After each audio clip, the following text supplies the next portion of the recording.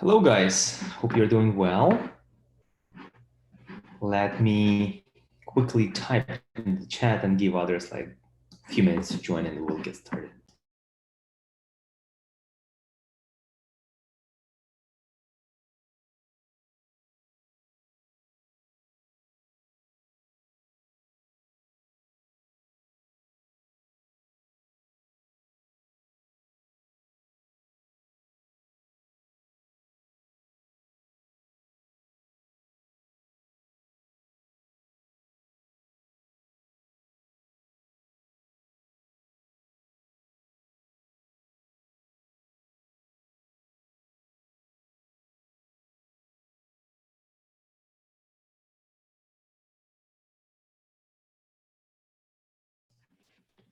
Okay, sounds great. Let's get slowly started. So we are recording this session, and if somebody, and I see that people are still joining, and if somebody will join later, they will be able to watch the recording. And before we start, I will explain that today we're going to build test automation framework from scratch. And it will be pretty cool framework because we've got a pretty good feedback last time, 2 months ago when we had a previous free course and people were joining from other courses and they were giving us a feedback that the framework that we have built in 2 hours was the same that they have built on their courses during 5 months. Of course, not 5 months only doing framework, but automation, manual, and automation as well. So of course, it's not like comparing to 5 months, but the thing that we built in 2 hours, it was the same that was built during the entire course in 5 months. So of course, the main framework I will show you after we will be done with our today's framework. I will show you what we have built with our students with the current group of automation, and you will be also amazed because that's incomparably huge and big and complex framework that they have built, and I'm proud of them. Okay, so I think we can start. So that was a short introduction so other people can join and we can get started. Hope guys, you all installed those tools that I mentioned in the chat, so you will be able to follow me. And please let me know if somebody is going to follow me or you're just going to watch and then repeat once you have a video. Because what we're going to do today, we're going to install the framework and publish it to your GitHub as well. So that's our goal for today. And also write some simple tests so you can write those tests, test something, and then continue with your with everything else that you would like to cover. Maybe add another set of tests. I will follow you as long as we'll be awake. It's 10 p.m. It's fine. 10 p.m. It's like kids' time. You still have few more hours. We should be good in 2 hours. So it will be like 12 a.m. for you, which is also kind of moderate. You can make it. I believe in you.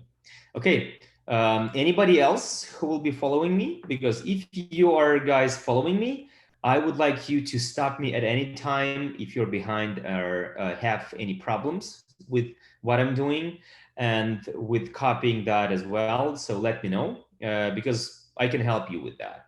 If you're not following, you will be just watching the video later and you can face those problems, but you won't be able to solve them, right? That's the main purpose of following the teacher because you will be able to face problems and then we will solve them together so you can get everything solved.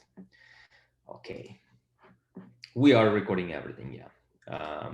Like it's automatically recording, so don't worry about that. Okay, so let me quickly then send you a link in the chat. Whoever follows me, I will send it in announcements. Okay. I will, please do not forget to join. And I will mention that we are actually communicating in a separate chat that which is free. If you are attending So what I'm doing right now, I am sending the notification in announcement chat, attending, that if you're taking the free course, you need to be in that chat. So you just click on that link, free June 2021, and you will be redirected to that chat. And in that chat, so not just to spam to everybody, I will share a link. So this is the link to open, and there is a guide that I will be following, and same guide for you, just to not type manually, but copy paste from that guide the code that we'll be writing. Okay, so I shared the link. Let me quickly share my screen and let me know if you can see it.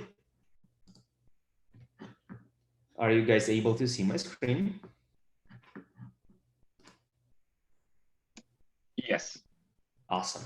Okay, so I have opened Visual Studio Code on my left, and that was one of the prerequisites I asked you to install. So what you had in the prerequisites is Node.js. Node.js is JavaScript runtime. It is actually runner for Node.js. So this is the main tool that we are using. VS Code is just the application to open the code and format it, modify it, save it automatically. You can do everything without it, like using the text editor and everything else, but it's very convenient. That's why we're using IDEs. It's called IDE, like coding tools that we're using to code, because they format the code automatically, they save everything automatically, and very convenient. And Python is required for some libraries that we'll be using. We are not going to use Python as a language, but it will be required for us to make some modules work. And what we also require is latest Chrome. So if you have Chrome browser, you need to have the latest version, or if you don't have Chrome, just install it. So those are 4 prerequisites I was sending to the chat and was asking you to install. Okay. If that is okay, if that is installed, you're good to go and everything is working fine. Actually, those are videos. So if you follow those links, those are pretty nice videos, and they have pretty detailed explanation how to install on Mac and Windows and what you should expect after the installation. So if you did that according to those videos, everything is good right now.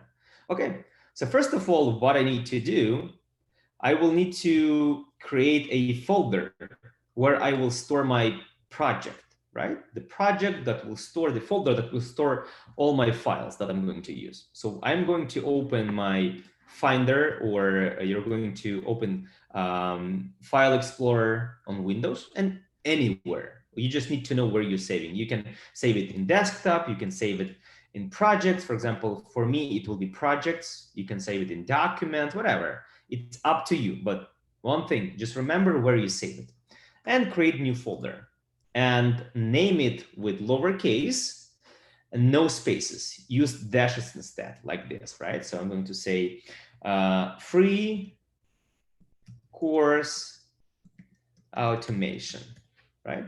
Something like this. So name it like me, no spaces, no uppercase, no special characters, just free dash course dash automation. That's it. And you will avoid many problems if you do like that, because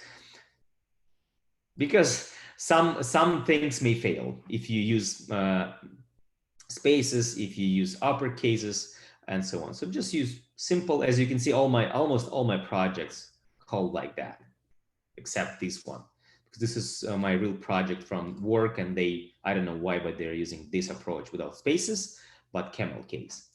Okay, so free course automation. That's it. So by this time, I already created this empty folder. It's empty. I close it. Now I'm going to use only my VS Code. So you open VS Code. Maybe I can do like this so you can see that I have everything here. VS Code, Visual Studio Code. You open it. I see that somebody's sending something to the chat. Yes, yes, yes. Done. Good, guys. Just whatever, just do not hesitate to turn the microphone on, because I'm not following the chat. I don't see your messages. I'm just sometimes see that something pops up and I can stop. But usually, if you're behind or something happened, feel free to turn your microphone on and just say, hey, Arthur, wait a minute, I need your help. And I will be able to help you. Okay, so open VS Code. Then you go to File.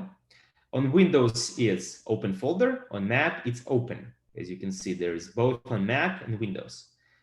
I'm working on Mac, so I'm going to use File Open. So I File and then Open. And I'm looking for that folder I just created. So I go to Projects and select. I don't go inside. I just select it, Free Course Animation, and click Open. That's it. As you can see, it's nothing appeared here. It's empty. I'm going to close this, Getting Started. And I'm going to close this as well. So I don't see all those open editors that we'll be having here. So this arrow is pointing to the right? And this is my folder, Free Course Animation over here. And this arrow should be pointing to the bottom. What that means, just the sections. This is the expanded section. This is the closed section. And you will see that something appears there. So let me keep it open, and then you will see that something appears over here once we have files. Okay, step number 2. Open Terminal. Terminal is the tool that we're going to run commands, scripts, and do something there. So go to Terminal, and then New Terminal. I'm going to Terminal, New Terminal. Okay, so on Mac, it will be ZSH by default. On Windows, what you can do? You can do, let's see. No, that's not what I'm trying to do. This one, Terminal. You can select another version. For example, there will be, on Windows, there will be a command prompt that is default for Windows. But if you installed, so I'm recommending you to use something else, so Bash, or maybe you have, oh man, forgot how that called on Windows. So whatever, if somebody is using Windows, let me know. I can give you to share your screen, and we'll select better command line tool for you, another terminal. Okay, if or you're Mac, you should be good because it will be ZSH by default. It's enough for us. Okay, then that's it. This is the preparation. We opened everything and we're ready to start installation. So first of all, we're going to initialize our project. In order to initialize our project in Node.js, we need to run this command. So I'm going to just copy it. Actually, cool. This is the new icon. It was not there previously, right? I just copy it and then I paste it over here, right? It's pasted and then I click enter. And that's it. As you can see, package.json file appeared over here. This is the expected result after this command. Package.json is just a file that contains the information about our project. And that's it. And what I meant about open editors, this section, I was saying that you need to close it because you will have a bunch of files over here once you open them, like a list of files. So I'm just usually keep it closed because I have all those files over here as well on this bar. And I don't need this section, so I usually keep it closed. And I just have this folder with all the files I have here, and package.json and other files will be open over here, like tabs in the browser. Okay, so this is the expected result. And we have our new project initialized, and now our computer knows that this is Node.js project. Then we are going to install WebDriver.io, the framework itself. So I'm going to run this command, npm install. So what happens when we install these commands? Give me a second, guys. I have something to do here.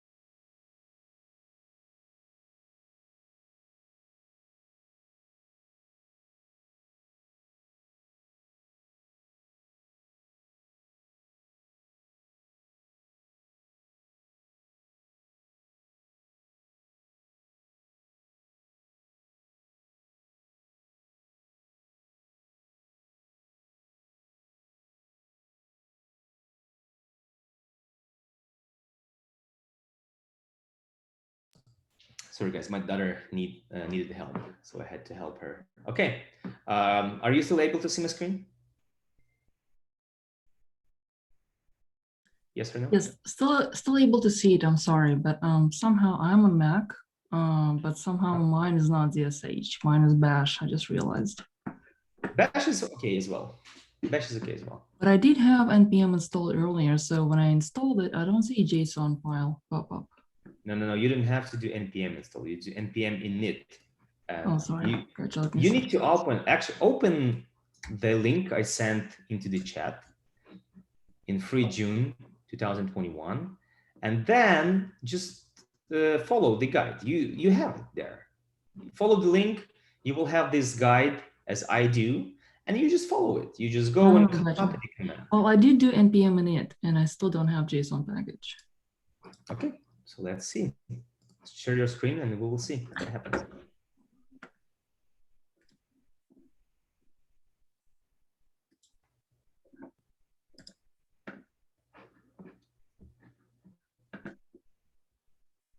Okay, scroll up, scroll Scroll up. Oh, you did npm install actually. You didn't do npm init. I did do npm init first, and then I didn't see JSON package, and I figured maybe I need to install it, so I didn't install. Scroll up. That's it. Yeah, because what I see is a fourth line. You did npm install. I don't see npm init command anywhere here. So you don't have to do anything on your own. What you need to do is just follow what I'm doing, copy, follow the guide step by step, nothing else. I don't know why you did npm install, but there is no npm install yet in this guide. So this is what you need to do. Follow the guide. Okay. So open the link, copy the same commands as I copy. Open the link in the chat. Do you have Slack on your computer? Yeah, I do. The link is in the free June 2021. Okay. There is a GitHub link. You open it, and I did open it. Sorry. Yeah. And yeah, just follow the guide, and the first step will be. I see it. Thank you. Sorry. It's 10 p.m. So let's do npm init right now. So we make sure that everything works for you.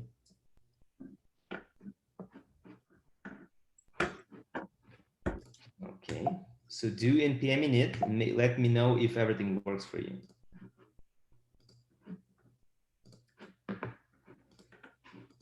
Okay. So once you do npm init, you will be able to see package.json and this flag, yes. If you do this npm init, it will be asking you questions. Hey, provide the name, provide the version, blah, blah, blah. So do npm init -y, and it will create the default version of the package.json for you. And do not type anything. That's my suggestion. This is when most of the mistakes happen.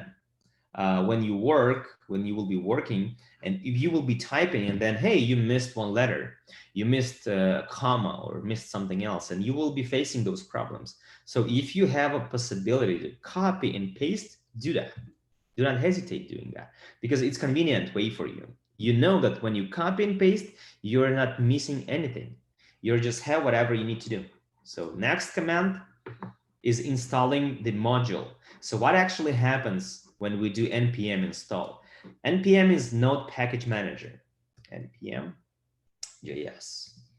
So every language has a library of already created modules. For example, somebody created module to display Google Maps in your application and commands how to interact with Google Maps. And for example, you are creating a mobile application and you would like to build in mobile Google Maps in it. So you don't have to implement everything from scratch. You just look for a package that's already created by somebody and it's ready to be installed. You just install it and use it, reuse it. So right now, actually, you're not writing every application from scratch. What you do as a developer, as a QA automation engineer, you just take the modules that are already there, created, and reuse them.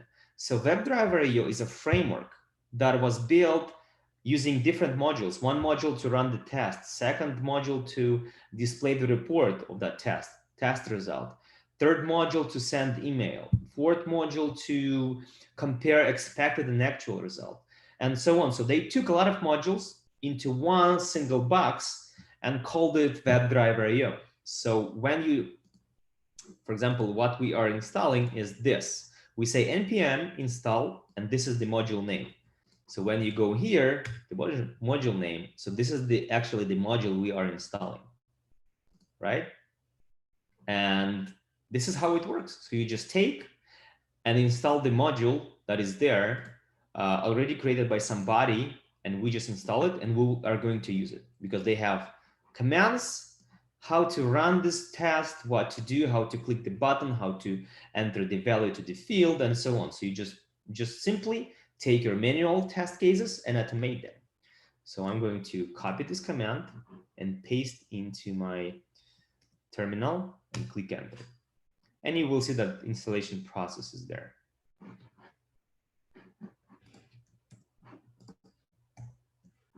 Okay.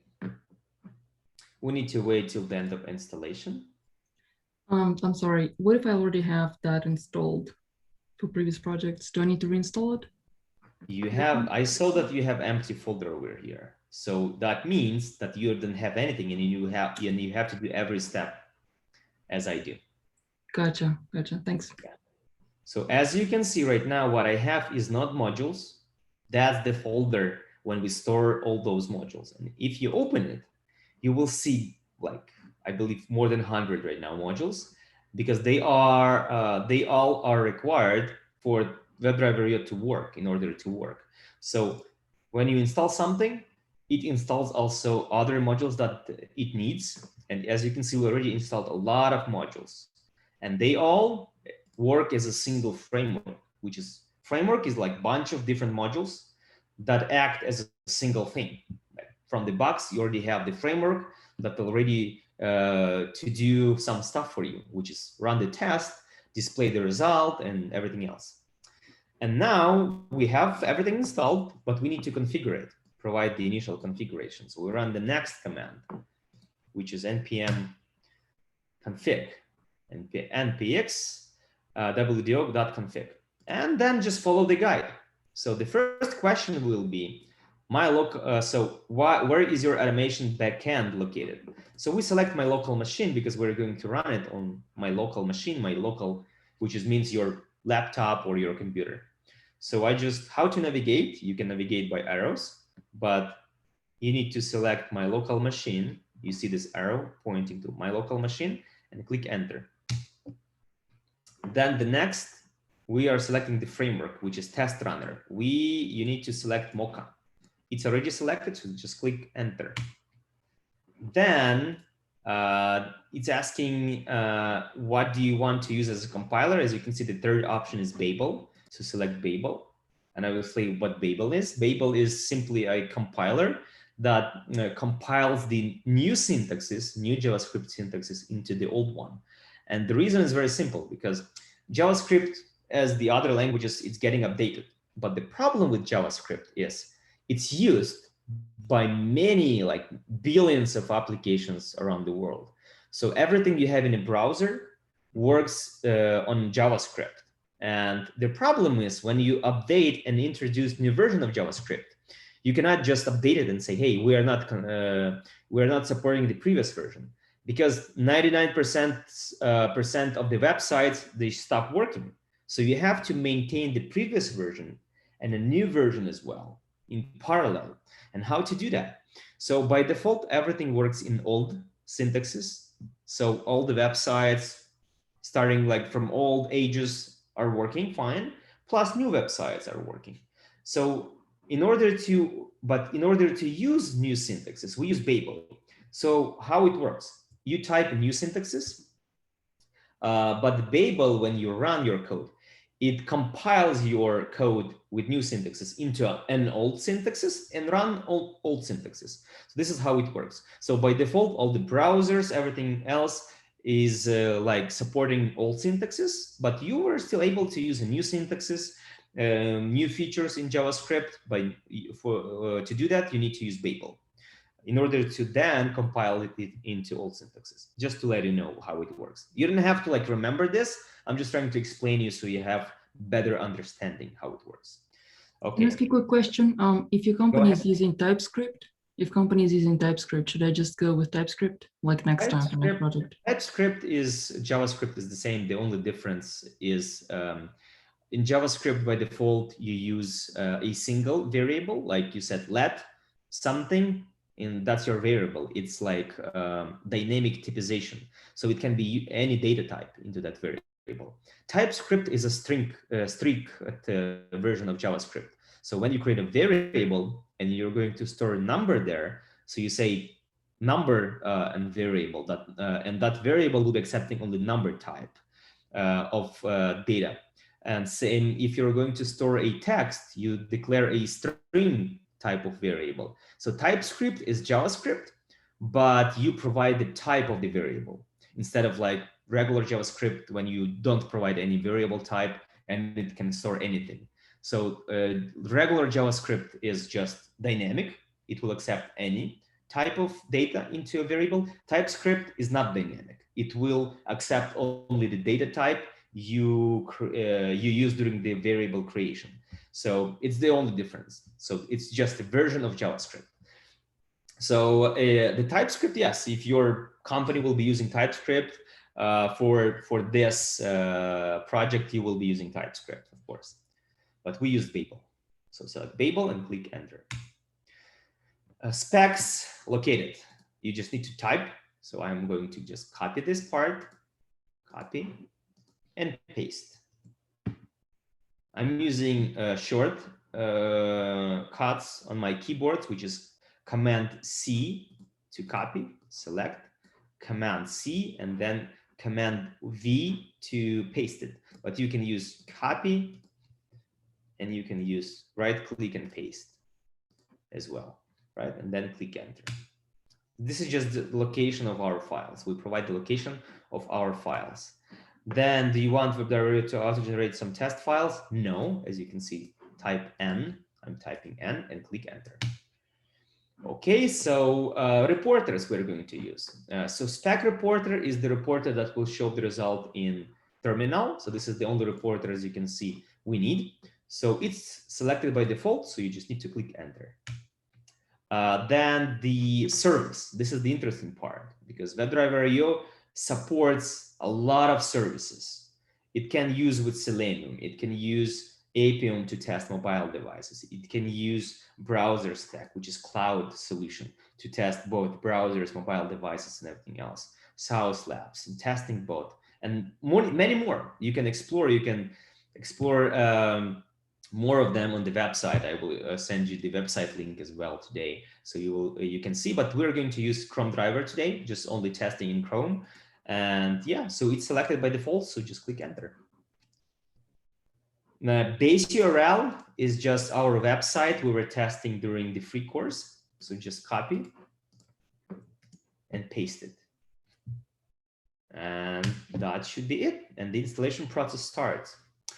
The only problem we have right now with this configuration that by default WebDriver recently changed, and by default right now they run all the commands in asynchronous mode, so they may run in parallel.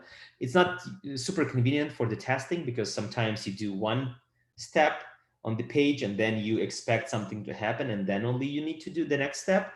So you need to be everything in sync, right? So the first step happens first, then the second step and third step.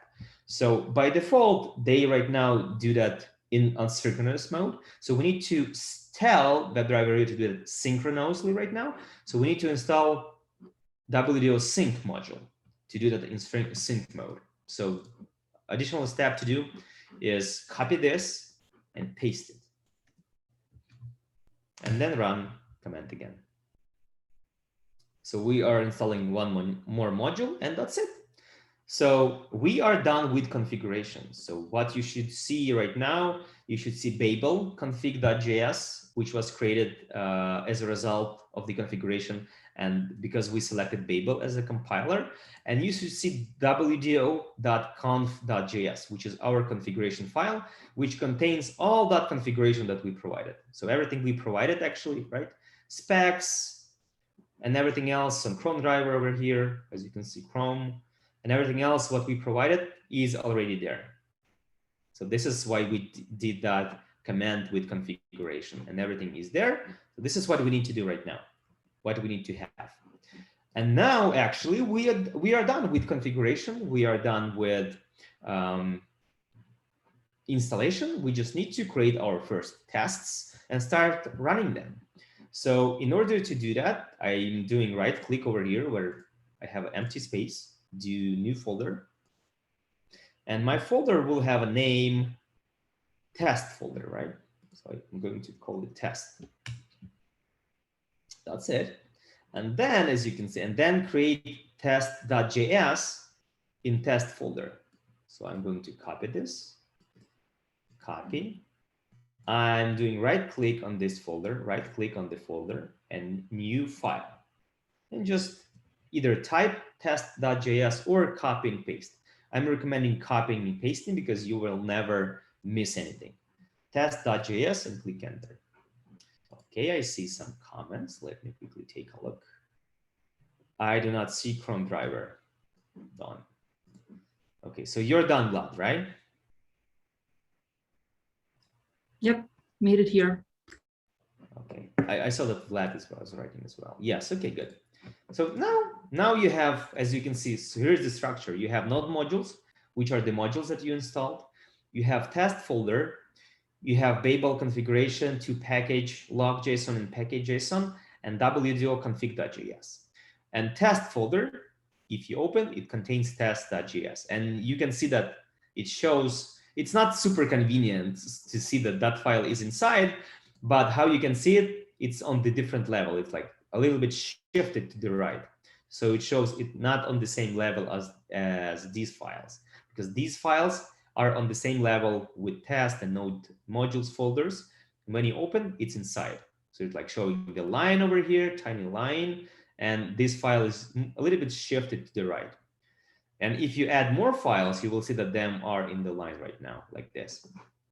Okay, this is it. We have test, we have test.js, and now we need to copy this code and just simply paste it in the file, and I will explain what we're doing here. So once you paste, this is will be our first test, and you don't have to understand how to write it from scratch because I'm not writing it anytime. I'm just copying and pasting it all the times. So what is this? This is so-called Mocha syntaxes. Mocha syntaxes is just the way to define tests and test suites. So describe is a test suite, and this string is just the name of that test suite, and it is a single test. And inside of that it, you have some commands that you're going to run. So if I remove this, right? So what you will see, you will have describe. I can open it and close. And again, this is another reason why to use IDEs, because you can conveniently, it will format your text automatically. You can do format document. And if, for example, if something was shifted, I was writing something incorrectly and something was shifted like this, right? I was not super clean, and it's right now, I don't really understand where is the level of my it, where's the level of this it, because it looks like they are on the same level, but this it is inside of the script. So this is how people sometimes write the code, super unclear, and it's not easy to understand the level of this it and the level of this. So you do format document, and everything right now is formatted, and I can see what I can see, that this is my describe. This is actually the function describe. And what you have here, you have the name, and you have another function inside. And inside that function, between curly braces, is the scope of that describe actually, that you can put, everything you put inside will be tests. So again, remember, describe is just a test suite, and you name it. For example, you come to the website, and the first set of tests that you are doing, that elements are displayed, right? When you were testing that free application that Julia gave you, the first kind of test that you're testing, that the elements are displayed, they are in different quadrants, right? And you call it element displayed, let's say element displayed, elements displayed. So, and inside you will have a bunch of tests in which you test that elements are displayed. And if you need another describe, which is, for example, you will be checking that elements have correct values. So what I'm doing on my job, I'm not writing describe from scratch. I don't even remember the exact syntaxes, but what I do, I just copy, paste, I remove this because I need just one for now, and I rename it. So the second one, let's say, will be elements values. So I will be checking the values are correct, like the name of the button is correct, the title of the field is correct, and so on. And then maybe I will have third describe, which will be the functionality. So as you can see, I'm just copying and pasting. So that's why you don't have to remember the syntaxes exactly, how it works. But if you need another set of tests, so the test suite is a set of tests. If you need another one, you just copy and paste. And you leave one single test and then name it as you want. And then if you need another test, you just copy and paste it next to it in describe, inside of describe. Do not go over it. After these curly braces, it's the end of the describe, right? You are not pasting it over here. You're pasting it inside describe. So this is where describe starts, and you can see this line, right? And this is where it ends. And everything in between is a set of tests. Everything inside of it over here, between these curly braces, is the test itself. And all the commands inside will be the part of the test. So this is what I'm doing on my job. I'm just copying and pasting. So for now, let's start with a single describe, actually what we have here. And it will be checking page. So what it will be doing actually, so what it does over here. So then how it works. I have one describe and describe called page. So I'm going to do some page level tests without checking elements, just page level. I have a page and I need to test something on that page. So what I'm testing here, title of that page and URL of that page. So let me actually open it. Let me go to configuration and open that URL. It's here. So this is the application that we have, right? And this is the title. This is the name of the tab in your browser is the title of the page. And URL is here. So this is the expected result for the URL, right? So this is what I'm going to check. These two tests. Now, how to write these commands, how to actually do that. And it's super easy. You go to WebDriver IO website. Then you navigate to API section of the website. And then you will have all the commands. All the commands. So you have browser level commands, commands for elements, and expect library to compare actual and expected results. So let's start with browser. So for example, if you can just click on them and explore, but you can guess by name what to do. For example, you need to wait for something. Here's the wait until. You need to upload file. You use this command, upload file. You need set Windows size. You use this command. You need to save PDF and blah, blah, blah. And you can just read these commands and you will find what they do. So what I'm doing, I need to go to some URL, first of all, because my browser will be open empty by default, and I need to navigate somewhere. So as you can see, the first command is browser URL, which with slash. What that means. We already defined base URL. So will be used as base URL. And then what you can provide in your test is just additional like URL like this, line or patient, but we are going to base URL like this, like base URL plus slash. And it will go to this URL and it will add line and patient by default as the application. So, but what we need to do is go to this URL. If you would like to go line patient specifically, then you provide it over here. So what it will happen, it will use base URL and add this URL to it. This is how this command works, but you can open it and read about it, right? And you can read about it that browser URL is just command that opens the URL. And here is the URL. You can actually go to some URL. If I say www.google.com, it will go to google.com. So this command either will take the part of the URL, that addition to your base URL, or the entire URL. If you say go to webdriver.io, it will go to it. So it really depends on what you provide. Here are some examples, as you can see, right? It can be just a slash and relative URL addition to your base URL, or the full URL that you're going to go to. So this is super easy. And that's why people created framework, because previously you had to write everything from scratch, and commands to open the browser and then open URL in the browser is not so simple. They are super complex and huge. So Selenium, for example, the tool that you know that may talk to different browsers, has a very huge commands. So in order to make Selenium to open browser, for example, you have to send huge object and say command type, then command URL, then command whatever, and a huge object with very, very complex syntaxes. Then somebody thought, okay, why we need to do that? We can do this on our own, because I know all the Selenium commands. What I can do, I write this command, I write a function that will be called browser URL. And people will be providing URL, but in my function, I will generate this complex command and I will send it to Selenium afterwards. So people will be using simple command like browser URL, but I am in my framework will be sending this complex command. So this is actually what WebDriver.io and other frameworks doing.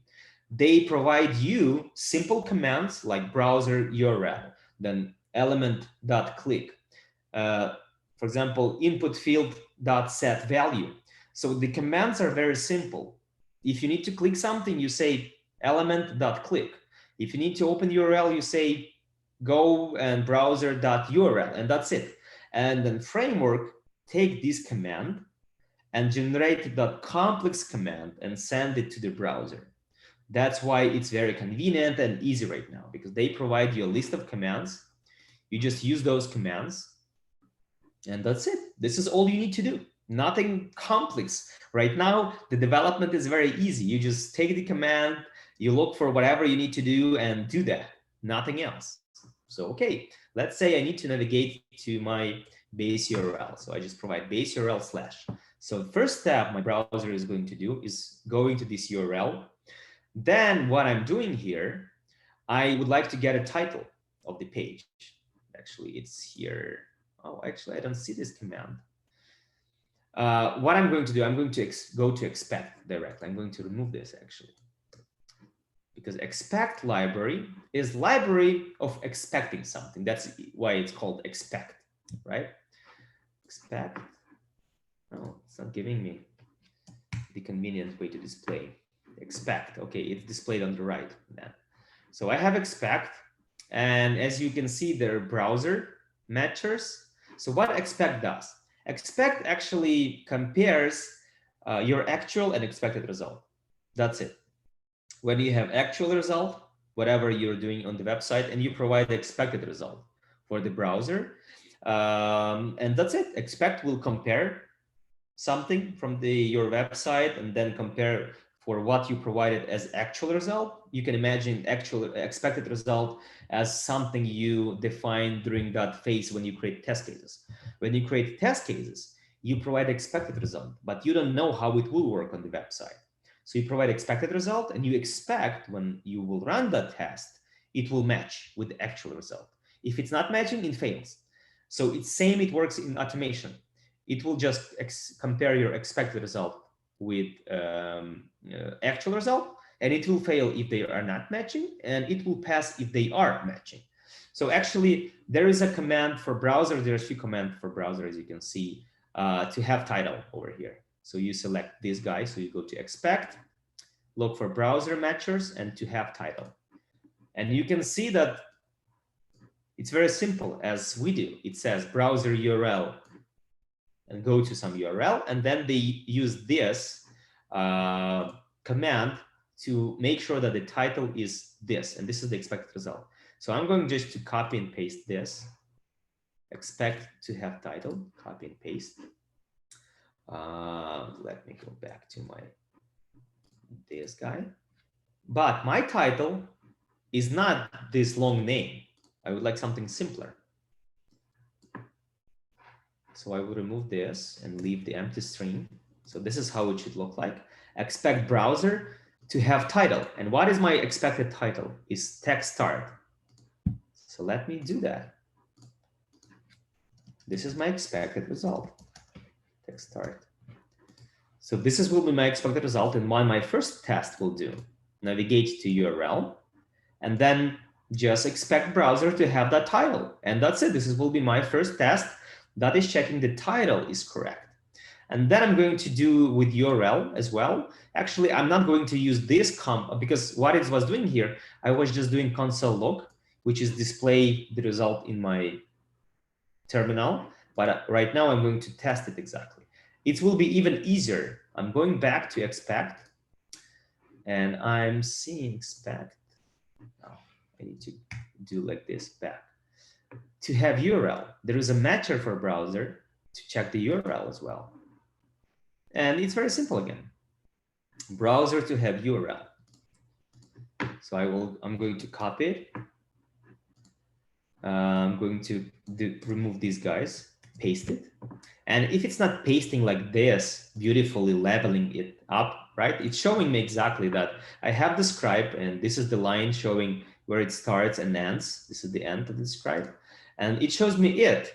It shows this is the test, and this is the start of the test. This is the end of the test. And there is a gray line over here as well. Same here, right? It's showing me the start and the end of the it, which is the single test. So in the first test, I'm testing title, and I'm expecting browser to have this title. And in the second test, I'm checking URL, and this is just the name. And so the name, you provide the name of the test.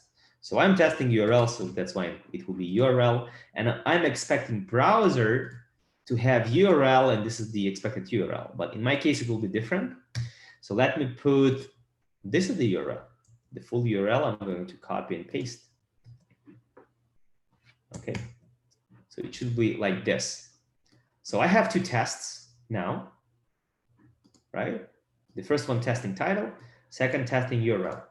And this is in single describe, which is test suite, that is having two tests, title and URL. And the test set or test suite is called page, because this is page level tests, right? And when I'm going to create another describe, I'm going to copy and paste it. So, but for now, let's stop with this, and let's really go and run the command. So I'm going to copy this, step number 6, the command to run the test. I'm copying, I'm pasting, and clicking enter, and trying to see what happens. So I'm seeing something happening, some commands. I see browser opened and two tests passing. And you can see that how quickly it is, because it happens really in milliseconds, right? Let me simulate the failure. For example, I'm expecting text start with space. We see that right now it's without space. So I'm expecting that. And now let's say I'm expecting this URL to not have this part, line and patient. I'm expecting it to be like base URL. And let me run the test again. Right now, I don't have to copy paste actually. Here is a trick. You can navigate through your last commands by pressing arrow up and down on your keyboard. When I'm pressing arrow up, I'm going to the previous command. Here it is, right? Arrow up, previous command, previous command, previous command. Arrow down, next, next, next command. So till the end. So let me press one time up. I have this command to run the test, and I click enter again. So I can, instead of like copying and pasting, I'm just clicking arrow up on my keyboard and it will show me the previous command. Right now, you can see it's waiting. It's waiting some time. Maybe something will happen and something will change, and the title will change, or something will happen, and the test will not fail. So expect gives the application some time to match with the expected result. It's not still matching. It's waiting like about 10 seconds, I believe. And it's still not matching and it's failing. And it shows you exactly the difference, right? It shows you that I was expecting with space, but I received without space, right? It shows you exactly the difference. The difference is this space. So this is how beautiful it is. It shows you exactly what happened. And then it shows you, hey, I was expecting this guy, but instead I got line and patient additional, right? This is received, this is actual result. And you have all information for your bug report if something happened. Of course, this is what's my mistake, because this is not what I expected. I was expecting like this. Let me do Control Z. So I'm expecting this. So let me run the command again. And now it should pass. And then I will continue in writing the next steps. Okay, it's passing. So as you can see, I see the report. I see page, test suite, and I see title and URL is passing. 2 tests are passing, and 1 test file is passing in general, right? 100% completed. Okay, somebody left a comment in the chat. Like and DOS. Yeah, you type in the command. Those are like Unix command, Node.js commands. You type them in the terminal. And actually, how it happens when you build a huge project, everything happens automatically. You never test it manually. You never run this manually. You prepare the framework, you provide the command, and there is a DevOps engineer who builds a mathematical pipeline that will build, for example, developer has new code in the application. Developer lets that person know what the command is to run the application, to build it and deploy to the server, so that DevOps engineer takes that command from developer and runs it automatically. Once there is a new code, that command will run automatically and the new code will be deployed to some server. Then once that is done and we have a server with new code, DevOps engineer will take the command from our team and say, hey, how to run your automation? And we say, you need to run this command. And we give that command to DevOps engineer. So at the end, everything will happen automatically. When there is new code, it's getting deployed automatically to a server. And then once it's done, your test runs on that server automatically and validates the build.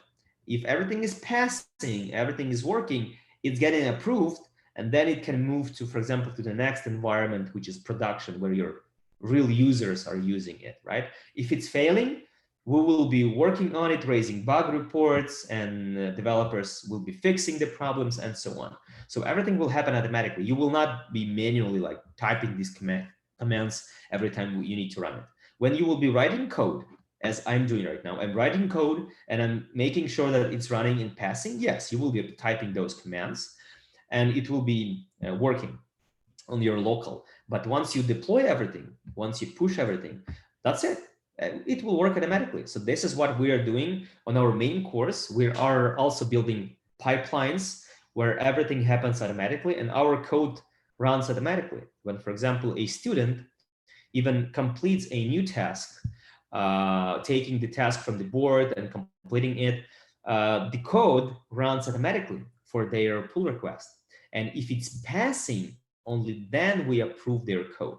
If it's failing, they have to take a look, make sure that it's not something on their side and they didn't break anything, and only then their code is getting approved when everything is working fine. So on the main project, we also act as a company that have built the complex pipeline where everything happens automatically, which is pretty cool. It's super awesome because our students, they get experience as in a real company, not just like on fingers, right? When most of the courses you learn on fingers. Hey, we don't have a system for that because it's you will write something in Google Docs or you will be working in there, right? Or on our main project, we work in Azure DevOps, and I will show you after we complete this where we work and how it works. It's like a real project when you actually getting the experience. And when you join the company, you are not like, hiding and trying to understand how it works. You know exactly how it works because you have experience with that. Okay, so let's create the command. As you can see, it's not convenient to run such a long command every time. So there is a trick, not a trick actually, this is the functionality, how it works. So package.json contains scripts section, and the script is just the name of the script that you can run in here in terminal, and it will be run whatever you provide over here. So what I'm going to do, I'm going to copy this command into the test and paste between those two double quotes like this. So the end result should be like this. So you can actually copy the entire line from here like this and replace this line entirely, right? Like this is the test script. And instead of typing this long command, you need to do npm. Oh man, let me remove everything. npm test, or even shortcut npm t. It will run because there is a shortcut for this test script. And if you run npm t, it will run the test. As you can see, super cool. So I put the command into my package.json. And now to run the test, I'm going just to use npm space t, and it will run the command. Super nice. So this is actually it. I'm just, my framework is ready. Your framework is ready by this time. And if you're able to run it by npm t, you pasted everything, that is correct. What we're going to do next, we're going to build few tests. So let me copy the entire describe, and paste it below this describe. I'm always suggesting to left empty lines so you can clearly see all the sections, right? So what I'm going to do, since this is the end, this is done, I'm going to close it. So I'm not breaking anything there. So I see that I have one describe, which is page, and I have another describe, which is page as well, but I'm going to rename it. So I'm going to remove all this, leaving just describe and one it. Everything in between, another it, again, let me show you again the entire it from the beginning till the end. I'm going to remove it. And this code inside these two lines, I'm going to remove them. Now let's say the next describe will be not page but elements displayed, or just elements that they are displayed, just elements. I will name the next one as values. This one will be elements. So one test set is page level tests. This one is elements. So what is the first element? I'm going to check this guy. I'm going to check that this text is there. So how I'm doing that? I'm going to use Chrome Inspector. So how to do that? You open the page, you click on any place actually, right click and do inspect. And you will open this inspector. You can resize it so you have it bigger. And this is the pretty awesome tool over here, the element selector. So you can point to the element and it will find this element in code over here, right? So as you can see, I found the button, I found the table, right? Over here, the table. This is the this text, this is the image, this is the table over here, this is the button. So I'm going to select the text. And I need to find something unique. And as you can see in this guide that I shared with you, I shared also CSS selectors guide. So I don't remember everything, how to find unique selectors. So what I'm usually referring to is this guide. So I'm opening this guide, and then I'm looking for this part, right? How to find something unique. And they say, hey, if you have unique tag in HTML, you can use this tag name. If you use ID for the element, you can use the ID of that element. It will be unique. If you use unique class, you need the class name with dot. If you use have ID, you use this pound sign in that ID, and so on in different configurations.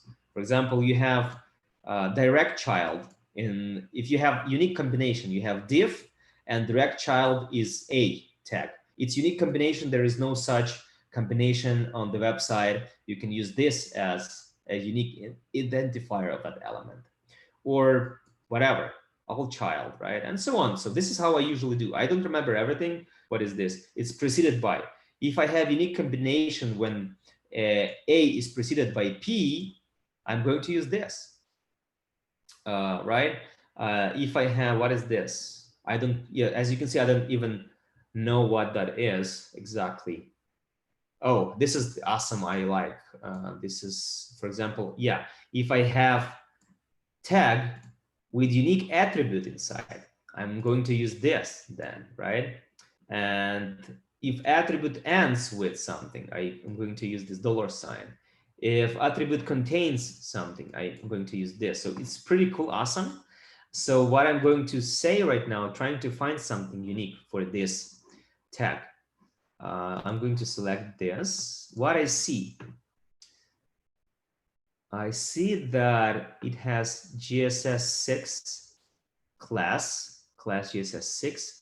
Multi-box root is not working because, as you can see, it's available for everything. So let me actually, so the best way actually, what we are doing, of course, this is free project, was created quickly in a few days by our front-end team. So they created this project and they were not creating IDs, but what I'm suggesting everybody to do and what our students do, let me open our project that we are testing. Everything has an ID. This is the best practices that we're doing. Because what I'm suggesting to you, ask a developer to, hey, I need IDs for everything on our website. It will make our life easier. And this is, guys, what you need to do. You need to provide ID for every element on the page. So what we have ID for every element. So for example, if I inspect something, let me inspect just over here. Inspect. And for example, I inspect the button. As you can see, it has ID. It's unique ID. I can use it right away. If I select this, it has also ID. ID button new, right? If I inspect something else like this, it will be button logout, right? I have that. I have unique IDs for every element. And whatever, I can select this pagination section, right? Actually, I don't have unique ID over here, but I have this area label, which is unique. I have this class, which is unique. There is no such class. And how to find out it's unique? I'm going to copy it. And I'm clicking Command plus F. So it will open this search bar over here. And I'm pasting. Oh, I'm pasting. And it will show you how many results on the page are there. 1 of 1, so it's unique. I can use this class and it's unique. So I'm going to use the CSS selector with a class, which is like this. I will put dot before the class name. So, and here's the class name, pagination, and I can check that. So I can check even that in my, you don't have to remember this, but I'm just going to demonstrate you that it works. So I'm going to use dot and pagination. As you can see, it finds the element right away, right? On the page. So this is how it works. So you need to find something unique. And although we don't have anything super unique over here, but we're going to make it anyways. But the best approach for you, especially if you are on the new project, you are participating in the project since the beginning, you ask developers to provide unique IDs for every element. This is what we are doing, and it works super amazing. Because what is going to happen, you will be able to compare. We are going to come up with some complex idea how to find that element. Let's say if when they create this section, they name it like, I don't know, text title or something like that. ID equal to text title. That's it. It should be unique, and you know exactly how to find that element by using that ID. How to find this image? It should have some unique ID, but it doesn't have right now. Fortunately, we have this get in line alternative text, which is amazing because we're going to use it because this is unique attribute. This is the tag. Not sure if Stan or Sergey explained it. This is the tag name. This is the end of the tag. And these are the attributes of the tag. So it has source, which is the source of this tag, which is this image, alternative text, which is alt, and width. This is the also attribute of this tag. And we're going to use something unique, which is, for example, this get in line. Let me try to find if there is no such. Oh, there is something get in line. Oh no. One or two. Oh no. Get in line alt. So this is the alt attribute, and this is just a text. So we are going to still be able to do this because this is alt tag, alt attribute of the tag, and this is just the text. So we should be able to do that anyways. Good. But again, reminder, always ask for IDs because your life will be super easier when you have IDs, and you even have, like, look, we have version and it has ID version label, and version value over here has unique ID. So you can uniquely find the text and uniquely find the version itself. So as you can see, everything has ID, version text, admin links, blah, blah, blah, ID footer, the entire footer has an ID. This is best practices. And actually, this is the project that we are using. And if our students, they don't find IDs for some elements, they raise a bug report and development team fixes that problem and adds IDs to those elements. So that makes automation team life easier, and they are more efficient. They may able to create more tests because they don't spend time on looking for complex solutions, how to find elements, but instead they just use ID and simply doing whatever they need. So this is the approach that always remember about it. Always ask about IDs. Okay, so let's start doing that. So what I need to do is just to find, what I see that JSX6, is that guy unique? Yeah, it is unique. So I'm going to use this class. I'm going to do $. This is the element selector, then round brackets. It is accept a string, so two quotes or two double quotes. It's better to use quotes. And then I'm going to use dot because it's a class selector. You can see if you forgot, refer to this document. You can select by IDs, by classes, by tag name, which is just simply the tag name. But I cannot use ID because I don't have unique ID. I cannot use tag because tag is div or this div. But as you can see, there is a lot of divs. So if I select div, it will find just the first one, which is probably this one. The entire website is in div. So it's not unique. The only unique thing I have here is just JSS6 class. I was trying to find it, and as you can see, 1 of 1 result. So it's unique class. I'm going to use it. And in order to use class, I put dot and the class name, which is in my case JSX6. So this is the syntaxes. Looks like a smile. $, then curly braces, not curly braces, sorry, round brackets, then string inside, which is like this. So this is the syntaxes, right? And it's looking for it. So I'm going to just copy this and paste it. And you again need to type it in your framework like this. So this will be checking that the title is displayed. Title. So I'm checking the title. Title is there. And this is my element, which is $, round brackets, and inside you have a string. String, how you learn from JavaScript basics, is just surrounded by quotes, either single quotes or double quotes. And inside, I'm using the selector for that element. So this is element, the function that returns an element. And inside, you provide element selector, which is we are using from this guide. And we're using class, which is the dot inside before the class name. And this is the unique class, which is JSX6. And we should be able to find that unique element. And as you can see, when I type it, it uniquely finds me this element on the page. I'm going to make it smaller. Yeah, so as you can see, it can find it uniquely when I do this. Select it. So yeah, I will be able to find it. And now I need to find the command to check that it's working fine, that is displayed. And I'm going to go to expect again. Go to expect, and now you go to element matchers. And the first one, ironically, is to be displayed. So expect something to be displayed. And this is exactly what we need. As you can see, you have element. So this is their syntaxes. They do const element. They use this function, right? They use an ID as an example here, some element, they say, right? And you, this function will return an element, and you will assign it to this element variable, and then they use element over here to be displayed. So let's not do anything else. Let's just copy and paste.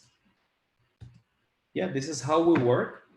I don't need to understand how the complex framework works under the hood, right? I don't know how those Selenium commands work, how that complex command that's sent to the browser is being created. I don't need that.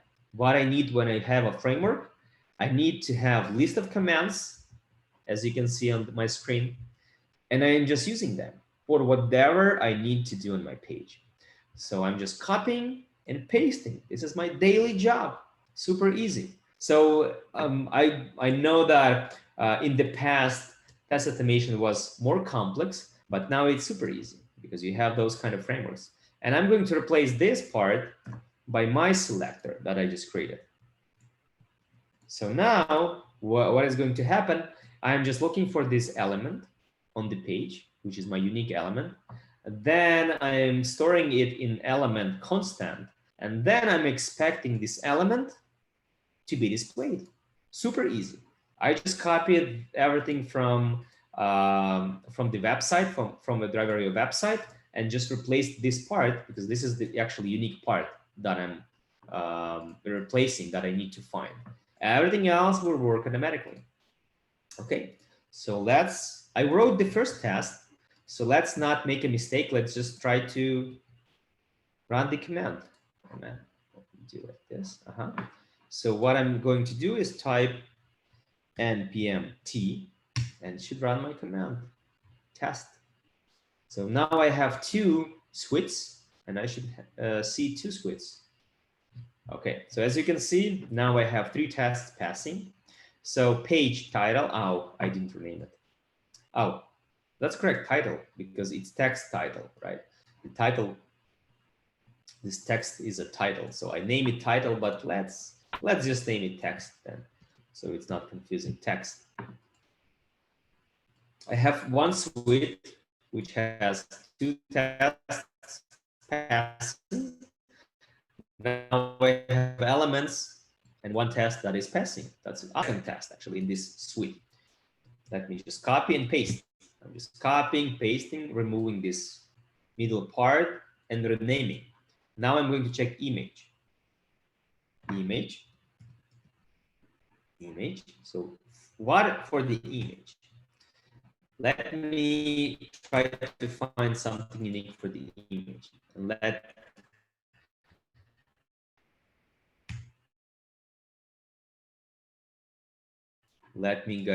you help. Okay, so what I'm seeing that has alternative text, which is get in the line. This is unique combination. It shouldn't be anything else like that. And I'm going to check that. So I have this element selector, and I'm going to use this CSS selectors guide. So what I'm going to look for is attribute. attribute. Oh, here's the attribute. Getting elements by attribute. Check attribute value. Oh, here it is. Here it is, right? So I'm going to copy this. Copy this. So I'm interested only this in middle part, right? So between, as you can see, these quotes, right? Everything is inside is what I need. So I'm copying. I'm going to my website and I'm going to paste. Okay, so my tag is called EMG. So I'm going to use that instead of EMG. In my attribute is called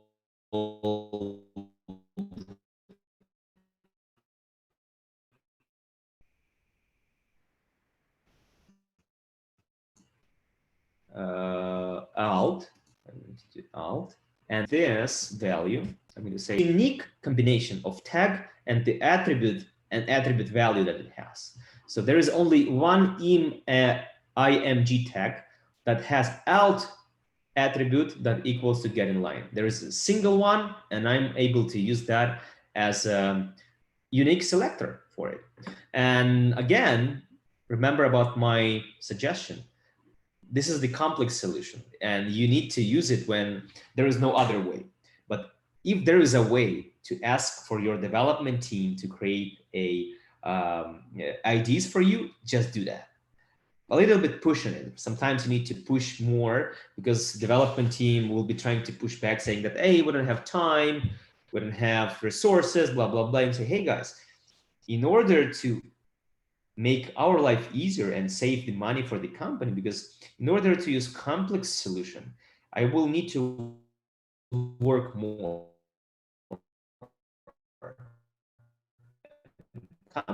Company needs to pay me for that.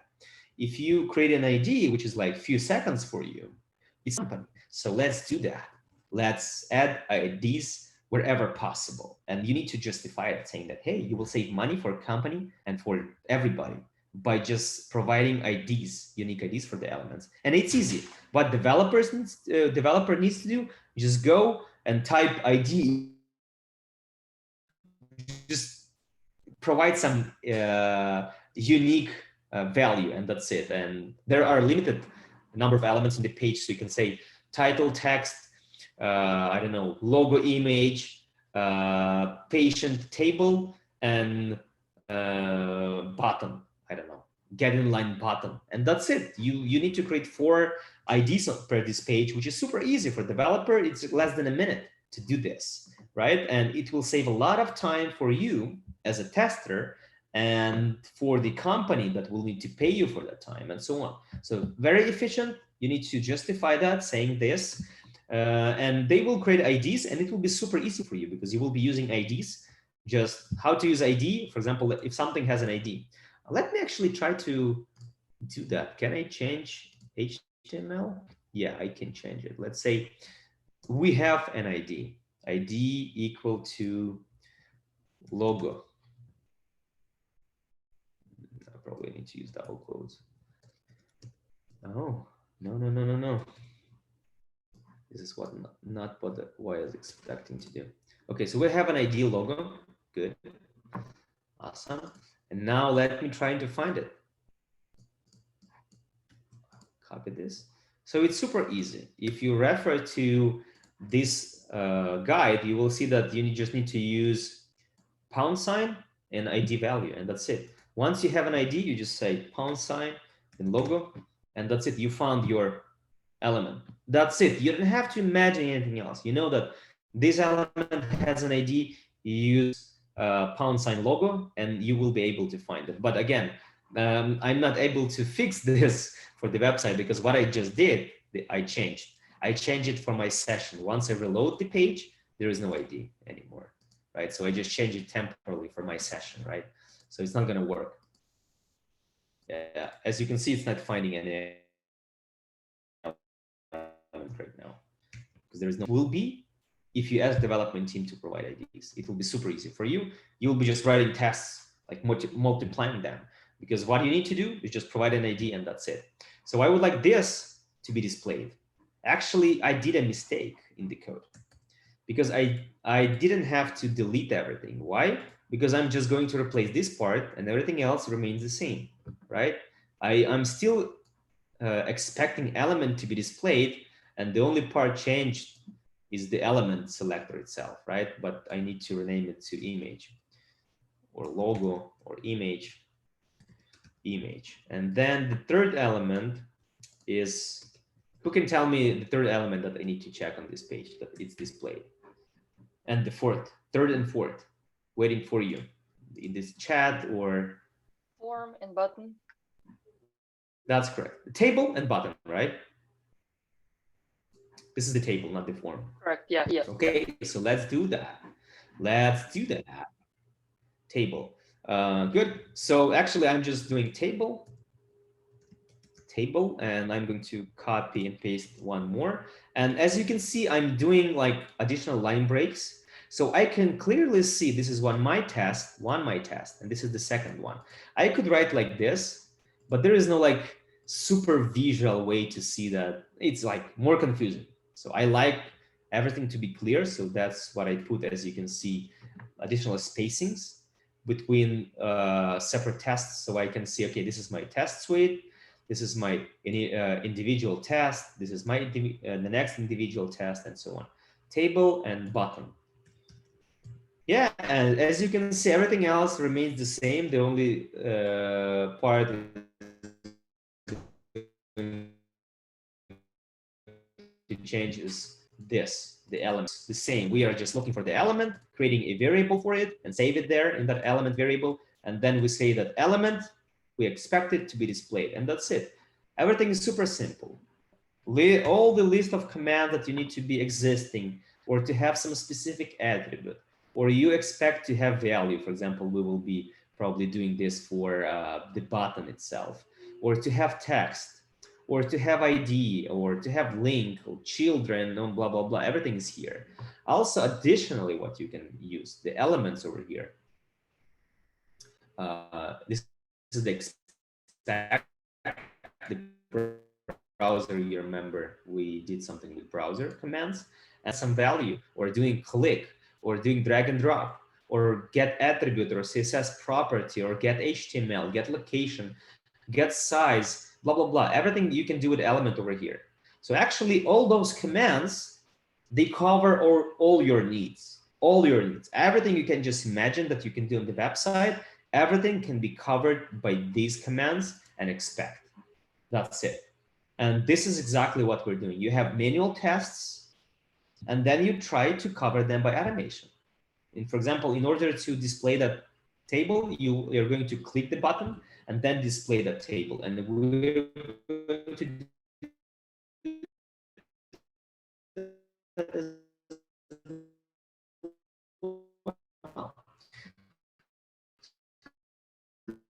let's quickly do that.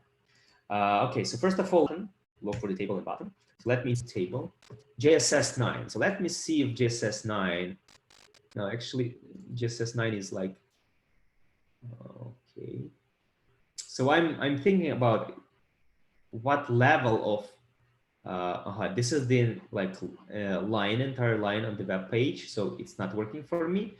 This is like a container. And this is probably something I'm looking for.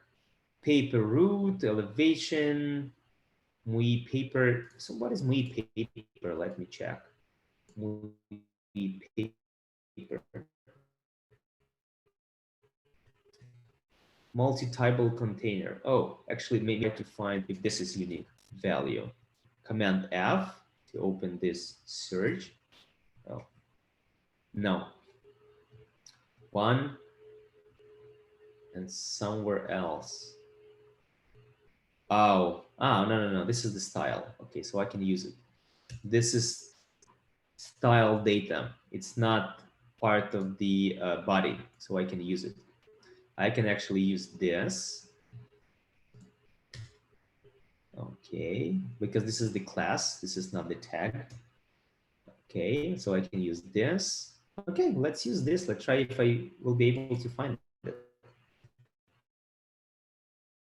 So in order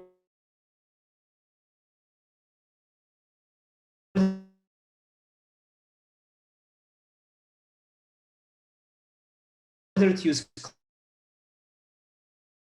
class name, what I should put before the class name, who can tell me? You should or can tell me. Should put a dot. Dot. That's correct. Dot. That is correct. Oh man.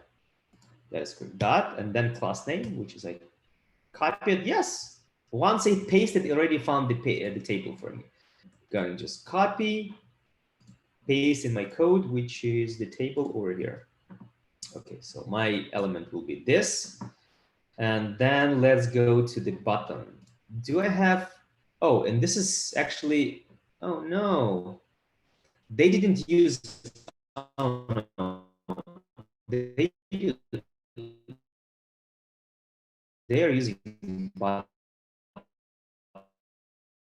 tag over here. So let me look. This is just a part of the word. This is part of the word.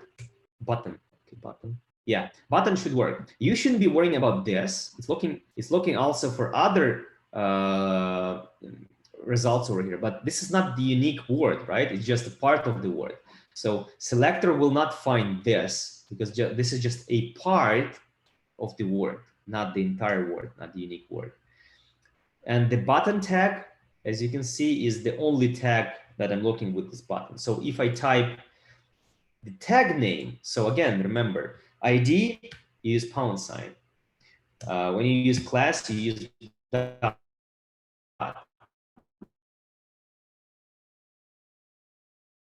You use tag name, which the tag name, which is button, and that's it. This is the only thing I need to use, the tag name, because the button tag is unique. There is no other button tag. How to check it actually like this? Yeah, like this probably. It should be unique. Yeah, unique, right? There is no other tag with button name, right? Because I put this, I don't even know how this sign called. This sign, because this is the tag, and provided button name. And as you can see, this is unique one-on-one result, so I can use the tag name, which is just simply the name without even any other symbols. I'm going to copy this. How do you know? How do you know it's not going to be looking for that less than sign? What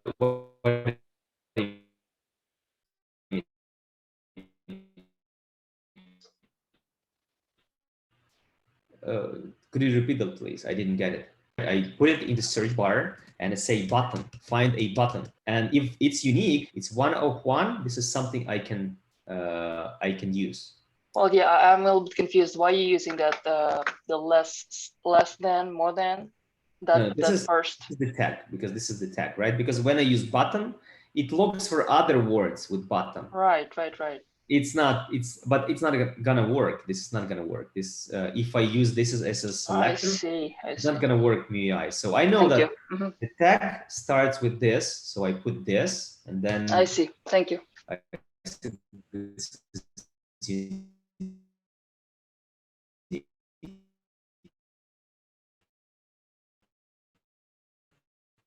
Right? Because I'm looking for this specifically now. And there is no, see all the divs on the page. But if I use button, actually EMG is actually one. So I could use EMG even without alt. Actually, let's do that. Why do that so complex? Where is my code? Sorry. I was doing so complex. I can use just IMG because there is a single image on the page. Amazing.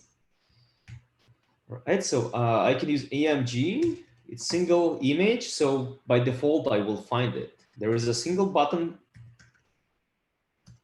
per page, so I can use button.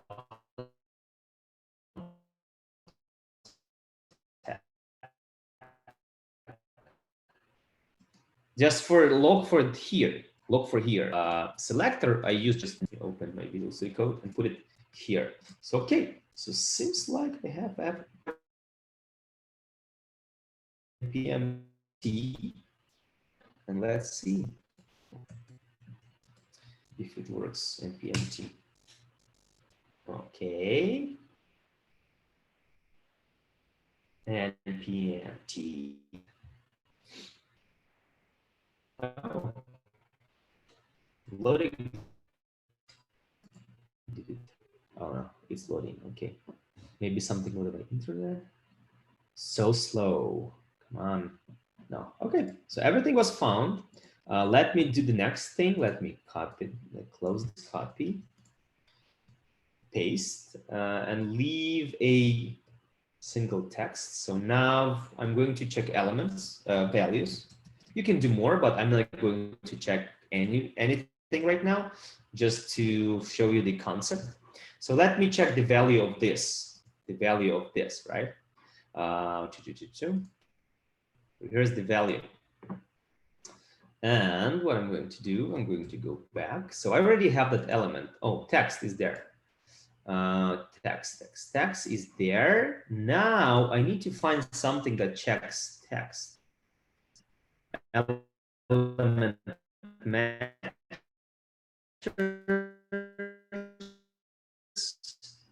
to have value. Yeah, to have text. Let me copy this. Element to have text.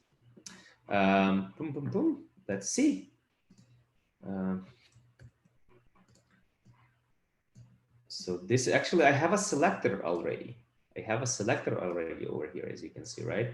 We were looking for the text, but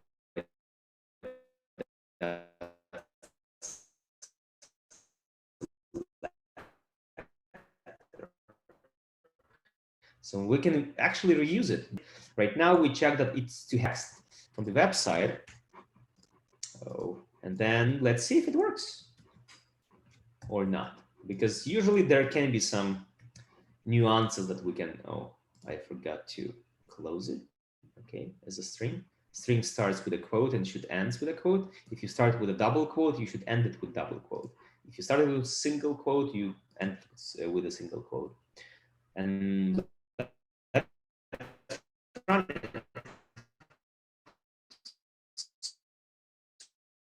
so again, I have a new describer, which is test set. I closed all of those and I'm checking text value. Okay, so good. Let's see. Boom, boom, boom, boom. Yeah, it's passing. Cool. So we checked the text value and it's correct. Now, I'm not going to check image value. I'm not going to check. Oh, I can check these button for you. I already have the button, so I'm going to copy from here and just replace the command.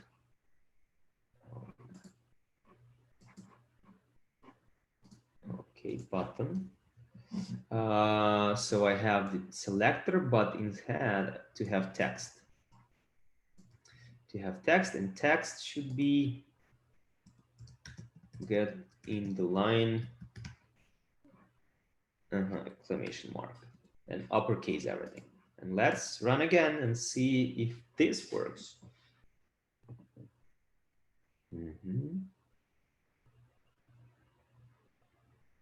Now something is not working.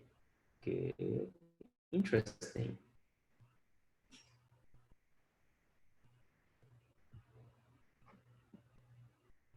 Oh, because I provided get in the line, but the text is get in line, which is correct, actually. I just need to replace it. Get in line. And it failed. This is how it will be failing and showing you exact difference, which is super cool, because you will be already knowing that, okay, this is not just exactly what I need to look at, but I exactly know what happened. And this is the exact difference. So values is working, okay. So whatever, you can also check the table then, values, and how to do that. You have a table, you need to select this. So how to go here, we can use CSS selectors, and there are childs, right? Children, children, direct child, right? So you can navigate to it, right? Because there is a way to navigate to this column, which is going to, you are in the table, then you go into t-head, you say that there should be direct child t-head, then tr, and then th. So you will be just building, right, something like this. So let me just demonstrate so you can understand what I mean. So for example, I'm looking for a table, first of all, table. It will find a table. Then I navigate into T head. It will find me T head. Then I say that I'm looking for TR, which is table row, the first one, and then TH. And I will find that the value should be this pound sign. And I can build all of these guys. There are 3, and by index 0, I can find the first one, by index 1, the second one, by index 2, the third one, and so on. So there are multiple ways how to do that. But again, unique way how to do that is ask a developer to provide an ID for everything, like ID numbered column, then recipient column, then ID column, and they will you will be able to find them just by IDs without having to create complex solutions and so on. Okay, so we checked this. Now let's add one more test for functionality. So you can just see how I'm doing that. So far, I'm not sure, but so far it looks super easy. And this is how it is actually. When you follow simple guides and simple commands. Okay, so what I'm going to do, the test should check that pop-up is open. So whenever I click this, pop-up is open. So I'm going to name it pop-up or form appears. So form appears. So what I need to do, I need to click the button, right? This button. I need to click it. So what I'm going to do, I'm going to, again, open this guide. I'm going to element and look for click, which is super easy. You have a element selector and you do click. You don't have to provide this part. It's optional. So what should be there like this button. We'll remember that the selector of this, you can do like this, and then you can do element, click, right? Click like this. Or what you can do, you can, because you will store this element in this variable, or you can do that right away, which is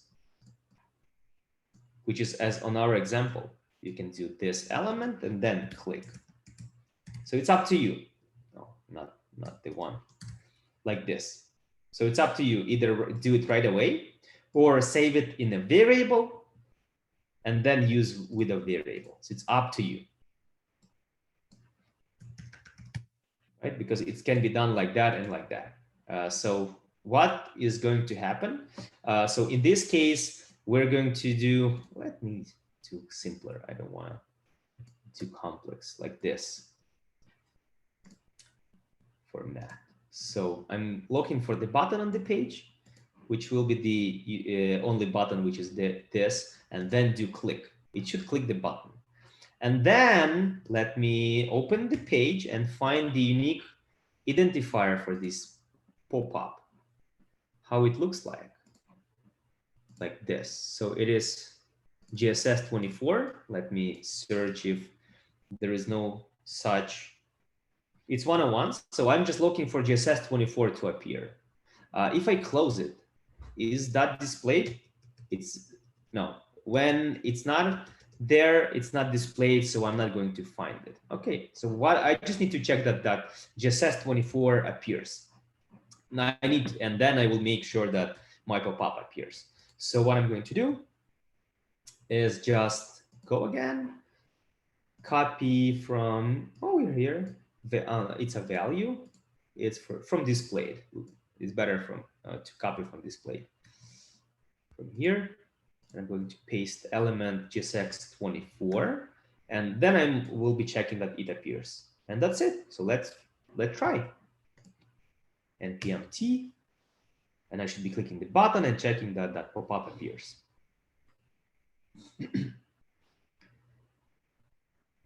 Okay, awesome. Oh, and something is not working. It's waiting for something. So let's see what it's waiting for. Okay. GSS 24 to be displayed. It was not displayed. So we click the button, but it was not displayed. And why? Let me reload the page and do that again. Get in the line. And this guy should be displayed. Oh, it's GSS 11 right now. Why is that? Maybe this is dynamic and I'm doing something bad. And that's exactly why you need to ask for IDs. Let me reload again. Reload, click it again and see. GSS, no, it's GSS 11 now. Interesting. Actually, interesting. Oh, actually the multi-dialog paper. MIUI dialog paper. MIUI dialog. I believe the dialog should be unique. Oh no, it's the class. Oh, it's fine. Class. And this is the. So let's try to use the dialog, MIUI dialog class. And let's see if that helps. Okay.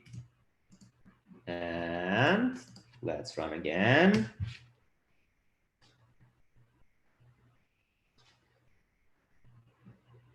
Okay, it opens the, yeah, now it works. And then what I can do else, I can, let's give it an example. I can submit the form. Let's submit it. Submit, form submit. Submit. So what I need to do, I need to set the value into this field, which is, let me see. ID for, oh, there is ID. Awesome. Wow, I'm amazed. There is ID. Cool. So we're going to use this ID. Super easy now. And I'm going to use set value. Set value is the function that adds the value to the field like this. Input set value, right? You see this. So I'm going to use this and ID with it. So good. And then I'm going to use set value. So form submit.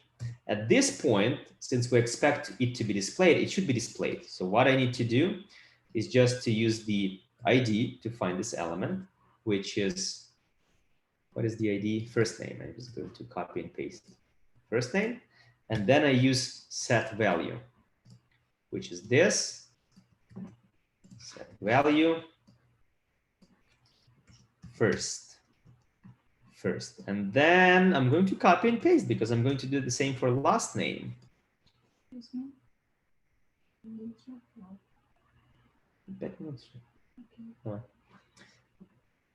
Okay, let me see what we have here. Inspect this guy. Last name. Does it have ID? ID last name. Oh, it's a label. No, I don't need a label. I need input field. Find the input field. Yes, last name. It is there. Awesome. Cool. Makes it super easy. Last name. And I will add to that field, let's say last, first, last, or like first name. This will be my input in the first line input field, last name into the last name field. I'm going to add something into the birthday field. Does it have anything for me? Yeah, let me do this. Input ID date. Okay, there is. Cool. Let me just copy over here. Paste. ID date. Okay, date and set value. Blah blah blah. I don't know. 01. 01. 1991. Like this. And let me do another command, which is browser pause. just to pause the execution for 2 seconds, 2000 milliseconds, which is 2 seconds, and see what happens if I really add the value into it.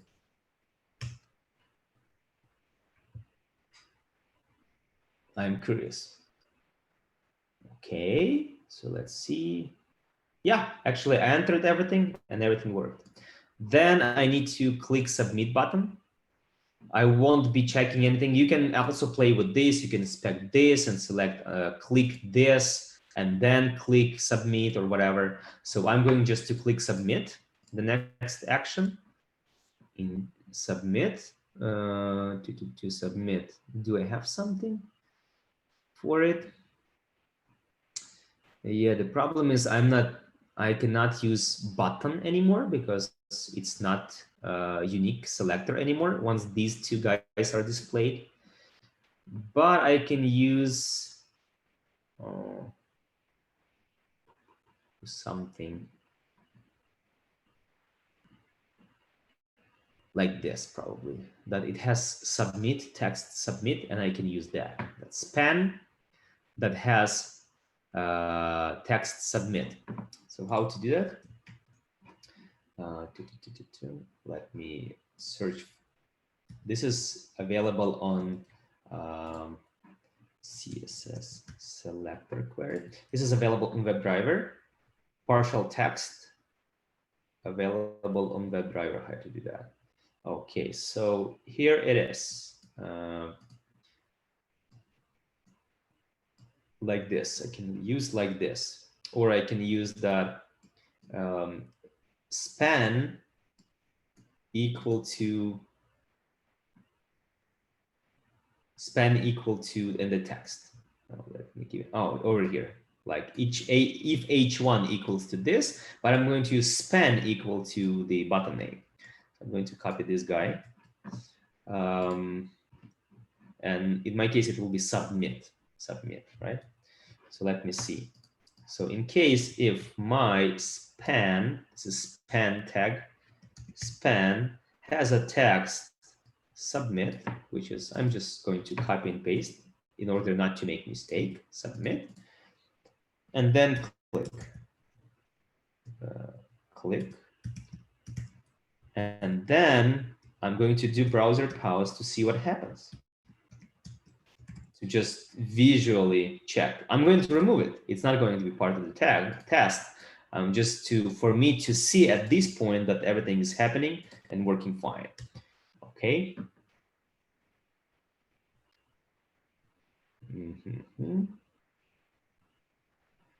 Yes, and then I need to click cancel. So using the same thing, but cancel. Cancel. And then what I need to check to be displayed. What if I check that it's not displayed? There is a way. I go to API. Is there something in expect to be displayed? Is there a way to see that it's not displayed? No, it's not, but I know the other way. There is a element wait for displayed, and this guy can use reverse, which is if you use reverse, that you're checking that it's not displayed anymore. Yeah, over here. Should detect when element is no longer visible, right? So you have an element, you do wait for displayed, but you say that it works in reverse. So if you use this command, it's going to check that the element is not displayed anymore. So this is what I'm going to check. I'm going to check that once I click cancel, it's not displayed anymore.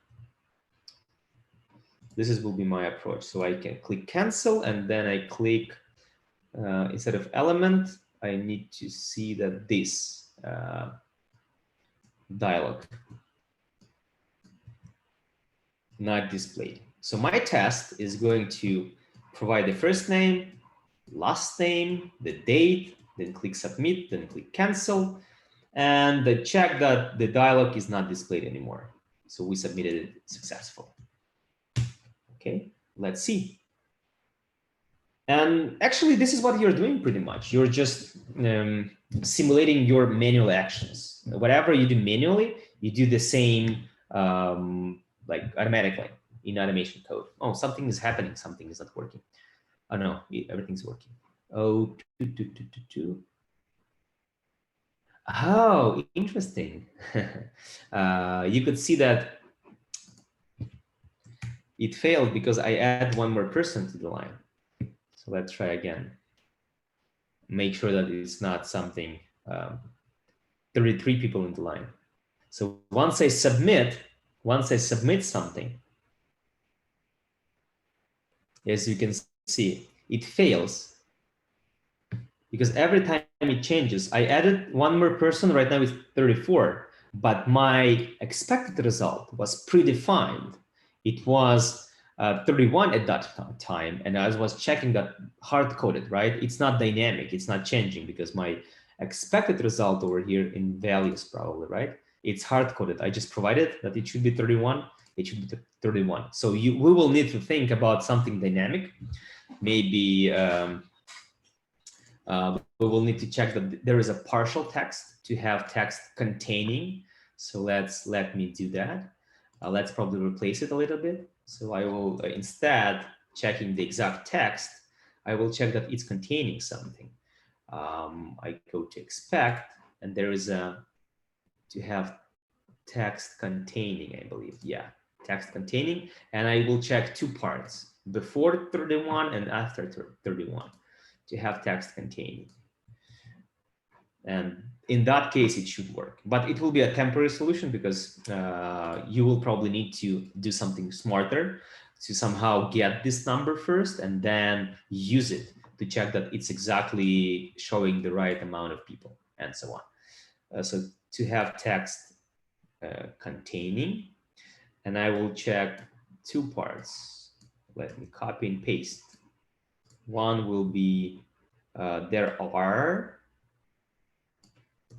and the second test will check that people in the line are there as well. And now I should check two sub strings. Okay, let's see. Right now it's 34. Okay. Oh, something is still not working.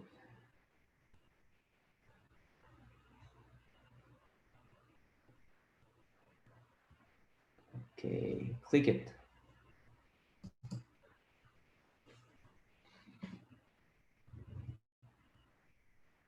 Oh, it's something it didn't work. Forms appear.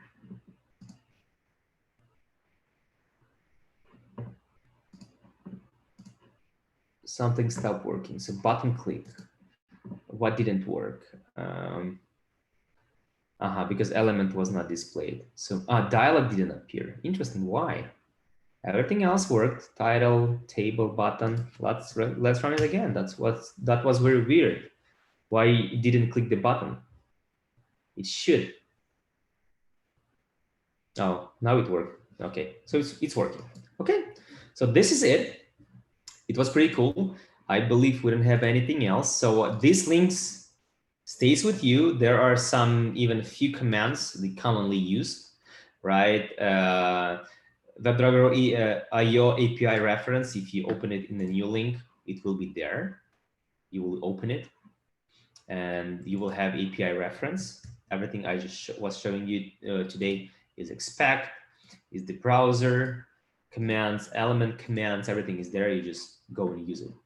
Whatever you can imagine, you can simulate your manual actions. You click, you set value, you switch the tabs in the browser. Everything is there. You can find command for everything that you can use. To find elements on the page, you can use this CSS selector guide to show whatever you need to use to find unique combination. But again, remember that you need to ask developers to provide IDs for your elements, and your life will be much easier. What else left there? And if you need more expect methods, you can use jest, and it has even more. If you need to check that something something else, you can see that there is more. Expect libraries, and this is just expect library is also working by default with WebDriver.io. So whenever you use this command, it will be working. And yeah, that's it. That will be pretty simple framework. So as I promised, let me quickly show you what we have built with the team. It's way more complex, of course, because it's not 2 hours. It's like 2 months, based on 2 months of JavaScript basics previously. So like 4 months in total. So let me open and show you test automation. Oh, actually, I have it in my local file. Cool. File open, projects, and let me open test automation. Yeah, so it's way more complex because it has page object model, it has smoke testing, it has regression testing, it has API testing, automation API testing, not manual using Postman, but automation API testing, and multiple configurations, right? Package.json looks more complex, right? With multiple tests. We are generating email and sending email by the code, right? And, as you can see, we have the data stored separately, credentials for some pages. We have some helpers to generate random strings, API testing, base page, users page to send some requests and responses, right? And as you can see here, we have different pages covered in page object model. What else? We have specs over here. Specs are the tests that we were using today, right?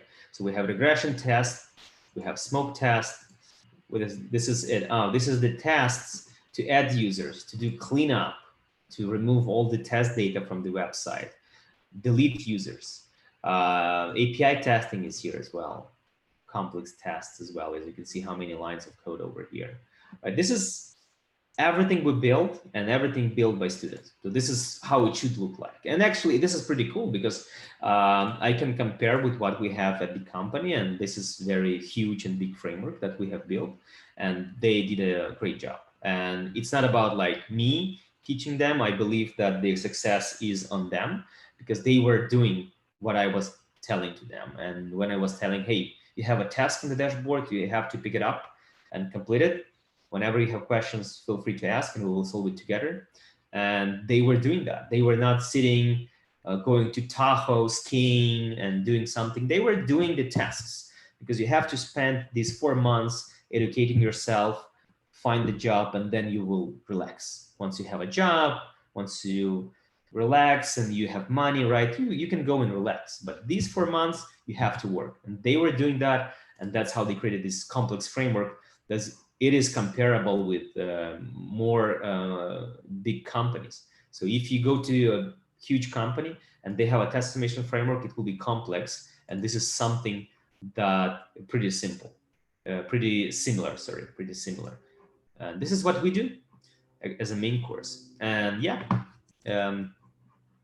as I mentioned as well, it happens automatically, which is also pretty cool. And this is probably the most interesting part for me because we have pipelines, everything configured here in pipelines, and everything runs automatically, right? As you can see, that PR validation failed.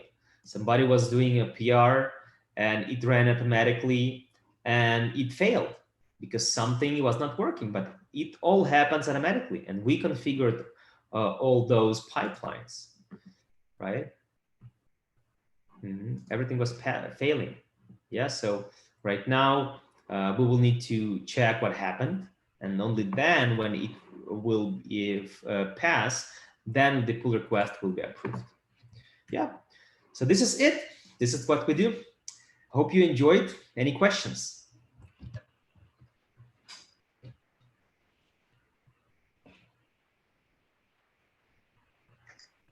Arthur, I was wondering why did at the end you had one test for submit and then right away you follow with cancel? Like how come it's not breaking there?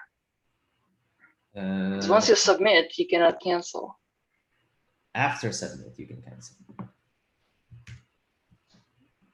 That's what I was doing. I was doing submit first, right? Submit, and then, oh man, and then you have cancel button.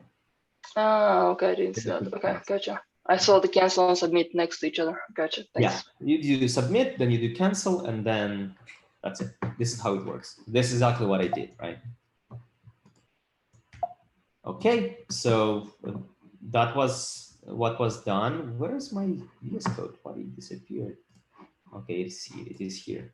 Yeah, so the framework we created today is just to show you that it's easy, it's simple.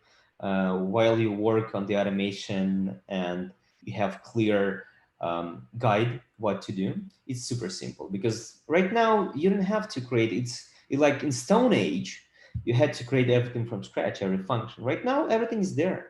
You have, I believe NPM library right now is about like more than 1 million modules. So whenever you need to implement Google Maps, let me Google Maps. Is there something for Google Maps? As you can see, Google Map React. If you would like to build it into your application, that's it. You already have it. You don't have to do anything from scratch. You download the module and use it for your application, and you have Google Maps in your application. For example, when we need to send emails from our application, we use SendGrid as Gmail. I'm going to show you as Gmail. It has clear guide how to use it. Oh, why it's not showing as Gmail? Like this. This is the module name. Yeah, SendGrid mail. And it shows the exact commands that you need to run in order, you need to install it. Then this is the code that you copy and paste. And as you can see, it's matching our code. Set API key, blah, blah, blah. Everything is there. Of course, there are different additional calculations that we are doing for passing, failed, the percentage, and so on, right? Because this is what we're doing on our own. But the initial code is the same. Here it is, set API key, send, then catch. Send, then it's a, if errors, do something. Oh, here it is, right? So we're doing the same. Absolutely nothing difficult. You just copy the guide and install it and use it. And I'm able to send email from my framework. My automation has passed or failed. I get automatic email. I'm not going to the system. I'm getting the email on my phone. And while I'm traveling, I say, oh, something failed. I can open it right away from my phone. And this is how it works. This is a super amazing world right now where you can implement everything you want. And this is how it works. It's super easy. You just need a guide how to do that. And you need to practice, practice, practice. Whenever a teacher tells you, hey, you have to assign this task and work on it, you have to do that. So what we are doing, what we are telling our students, guys, if you attend the lessons, complete the homework, that's it. I can promise you that you will find the job successfully. Because the biggest problem when people are not attending the lessons and not completing the homework, this is the two biggest problems. Other than that, there are no problems. Nobody told me that, hey, Arthur, I did everything like you told me and I didn't find a job. Nobody. There was no single person who told me like that, because there is no case like that. Everyone who completed the homework, who attended every lesson, got a job. No way you are not getting a job if you do that, because you will be a professional. You will build such a complex framework. There will be like companies hunting for you, not vice versa, not you hunting for the companies, because it's super complex. In order to build such complex framework, you have to be professional. And this is achievable if you're just going to lessons, if you're completing the homework, that's it. It's easy. And if you have a guide, and for every lesson, we have a guide like this. First of all, do this, then do that, then do that.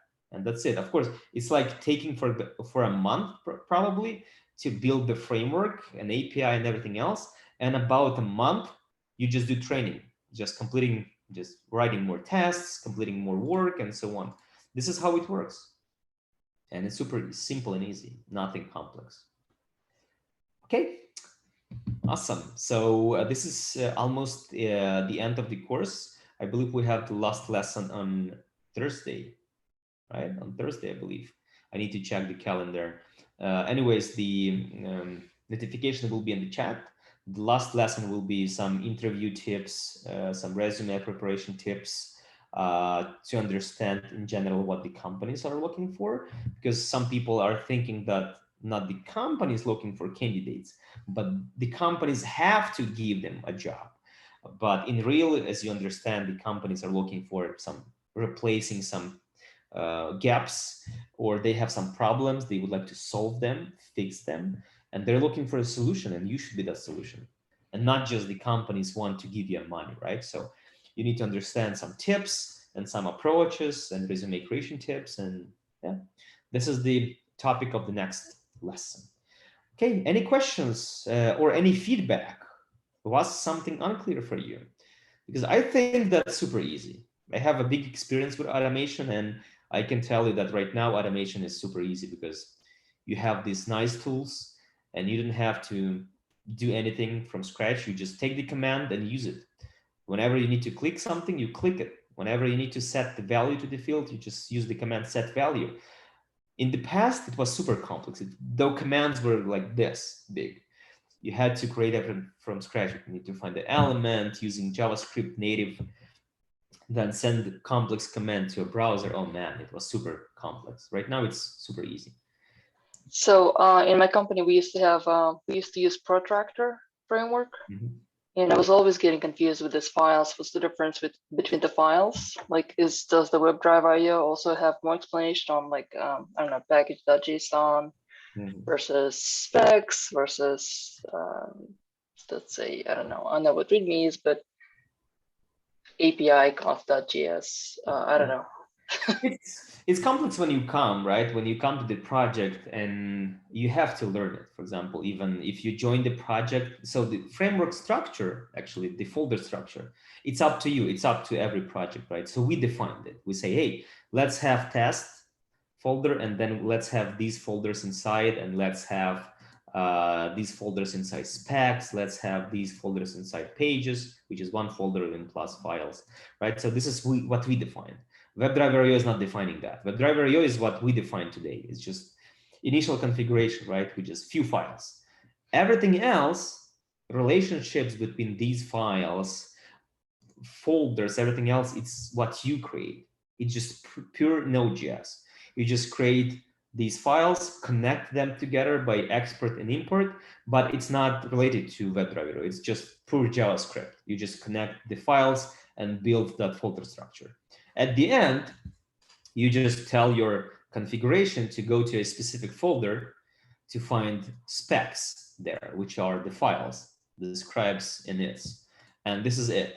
But everything else is up to you, right? So this is how it works. Pretty simple. And if you are on the project since the beginning, you know everything. You know that, okay, first of all, we created pages. Then we created selectors, then we created specs, whatever. So you do step by step and you know exactly where everything is located. Of course, if you come to the project at later phases, you say like, oh, wow, it's so complex how it works and you have to learn it, but it's not a problem. You will learn it in 3 weeks. Usually the first 3 weeks is a stressful period for everybody. But after that, it's like you learned everything, you have a pretty good understanding how it works, and you just use it because you know WebDriver IO, for example, right? First of all, and you just say, I know that it requires config.js and it needs to have some specs, right? Here it is. So you go to that, test specs regression, specs regression. You go here and you have these files. And now they are connected with login page. Oh, interesting. I go to login.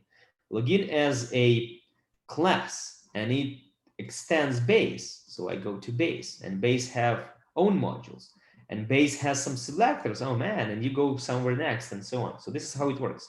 So you like navigate from the end till the beginning. But once you learn that, and there are usually people, because if somebody created this framework, There are people working on it, and your colleagues is just telling you, they know exactly, and you will know. You will know that the people, they know tool in general, they know WebDriver IO, but they may not know the folder structure because that was defined by this project. And it's unique for this company, for this project. So they will teach you. They will tell you, hey, this is how it works. We store helpers in this folder.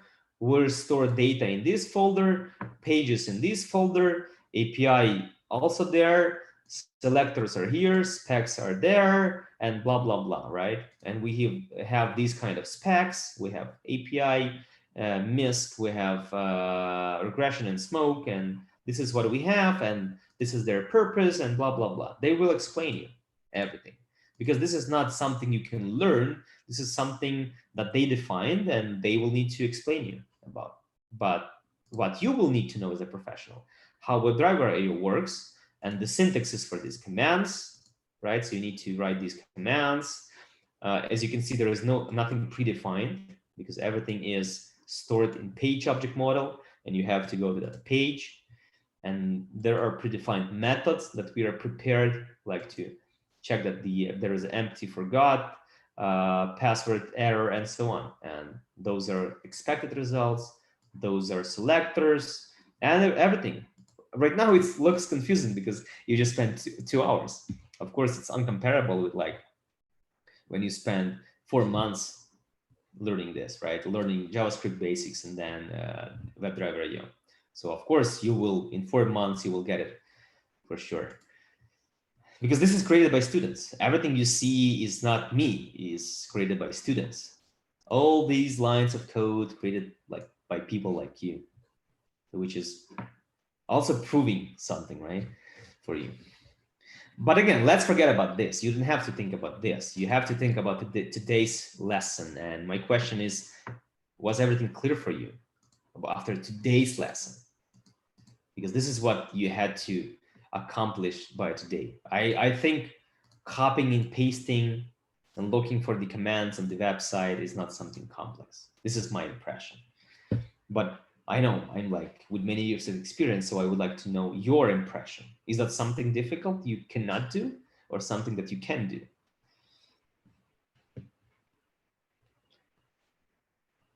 Go ahead. Actually, let me open the chat. Well, guys, feel free to send a message in the chat or unmute yourself and let me know.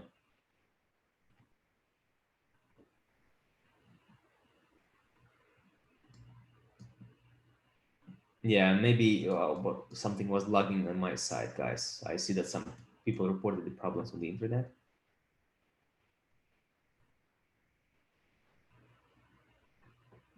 Yeah, you can send a message to the cell phone. There are different services there. You can send emails, messages, whatever. Use Google Maps, whatever. You just need to find a module for that. Everything is already there. You don't have to create anything from scratch. Everything you can imagine, you are capable of doing.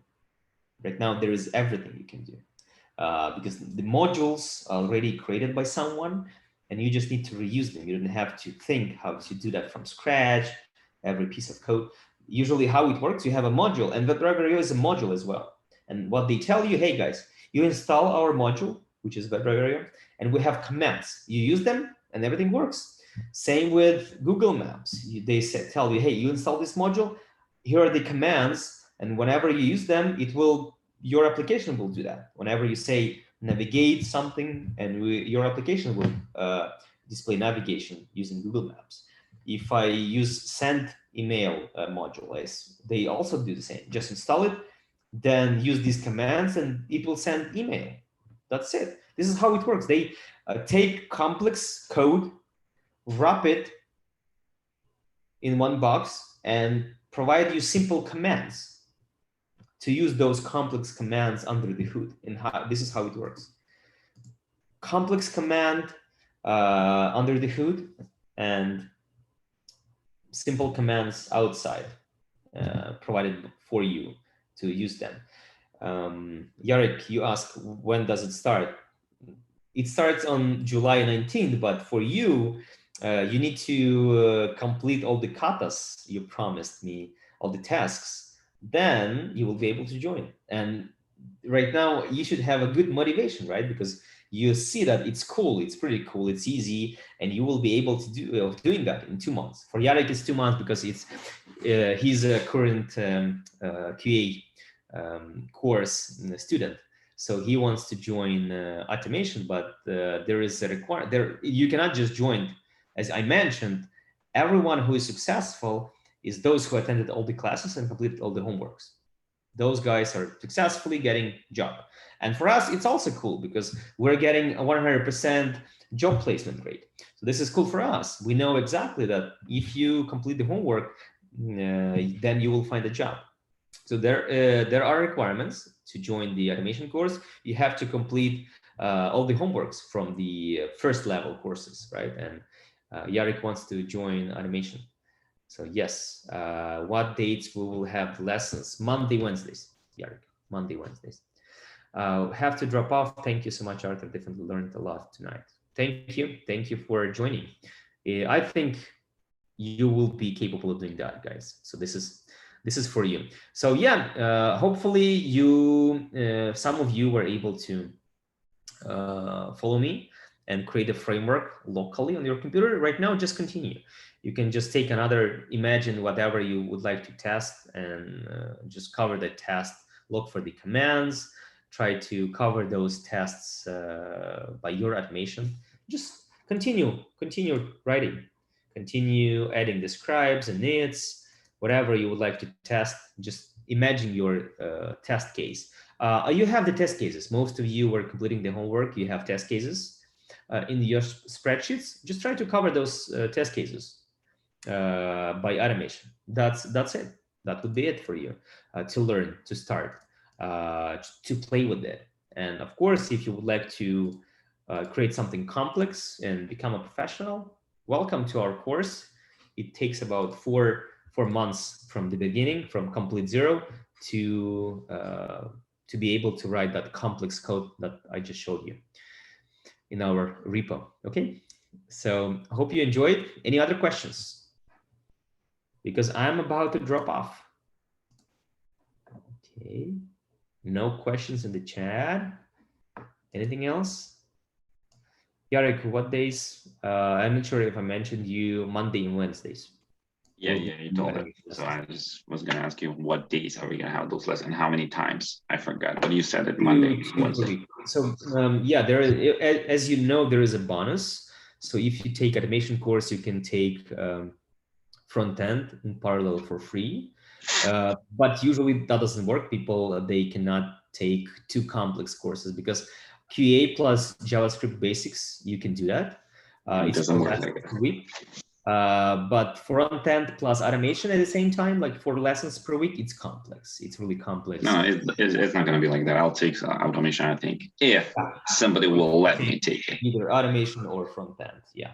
So, but you have a possibility. Usually how people do, usually they start first week or first 2 weeks, they try, and then they say, oh, it's too complex for me, like 2 complex things at the same time. So let me focus on automation only. And then you can jumping to front end from automation is like tiny step. So usually what I suggest people work in automation for a year, and then front end for you is like small step and you're there. Well, I have decided what I'll take, but if somebody's going to let me do it, so. You still have 2 weeks. You still have 2 weeks, and I believe in you. Okay, I'll try my best, but I'm not sure. Awesome. See, Laziza was working the entire day. How many katas she completed? And I was answering her questions the entire day. So she's doing that. She's doing a good job. So why not? Let's do that. You still have time. And of course, my suggestion will be, guys, this is the example. So do that right away. Do not leave those tasks till the end because you will not have enough time to complete them. So just do that right away. So Yarek, let's do that. Let's do that. Let's start doing that. Let's ask questions in the chat and I will be there to help you. Our goal is just to make you successful. Okay, guys. Okay, then thank you all. See you on Wednesday. I believe the Wednesday. No, not the Wednesday. Thursday is the next lesson about the resume and interview. And that would be the lesson when we will present some gift to somebody who reported the bad bug report. And we will give some bonuses to those who wants to join the course. Okay, awesome. So see you on Thursday. Bye-bye. Have a good one.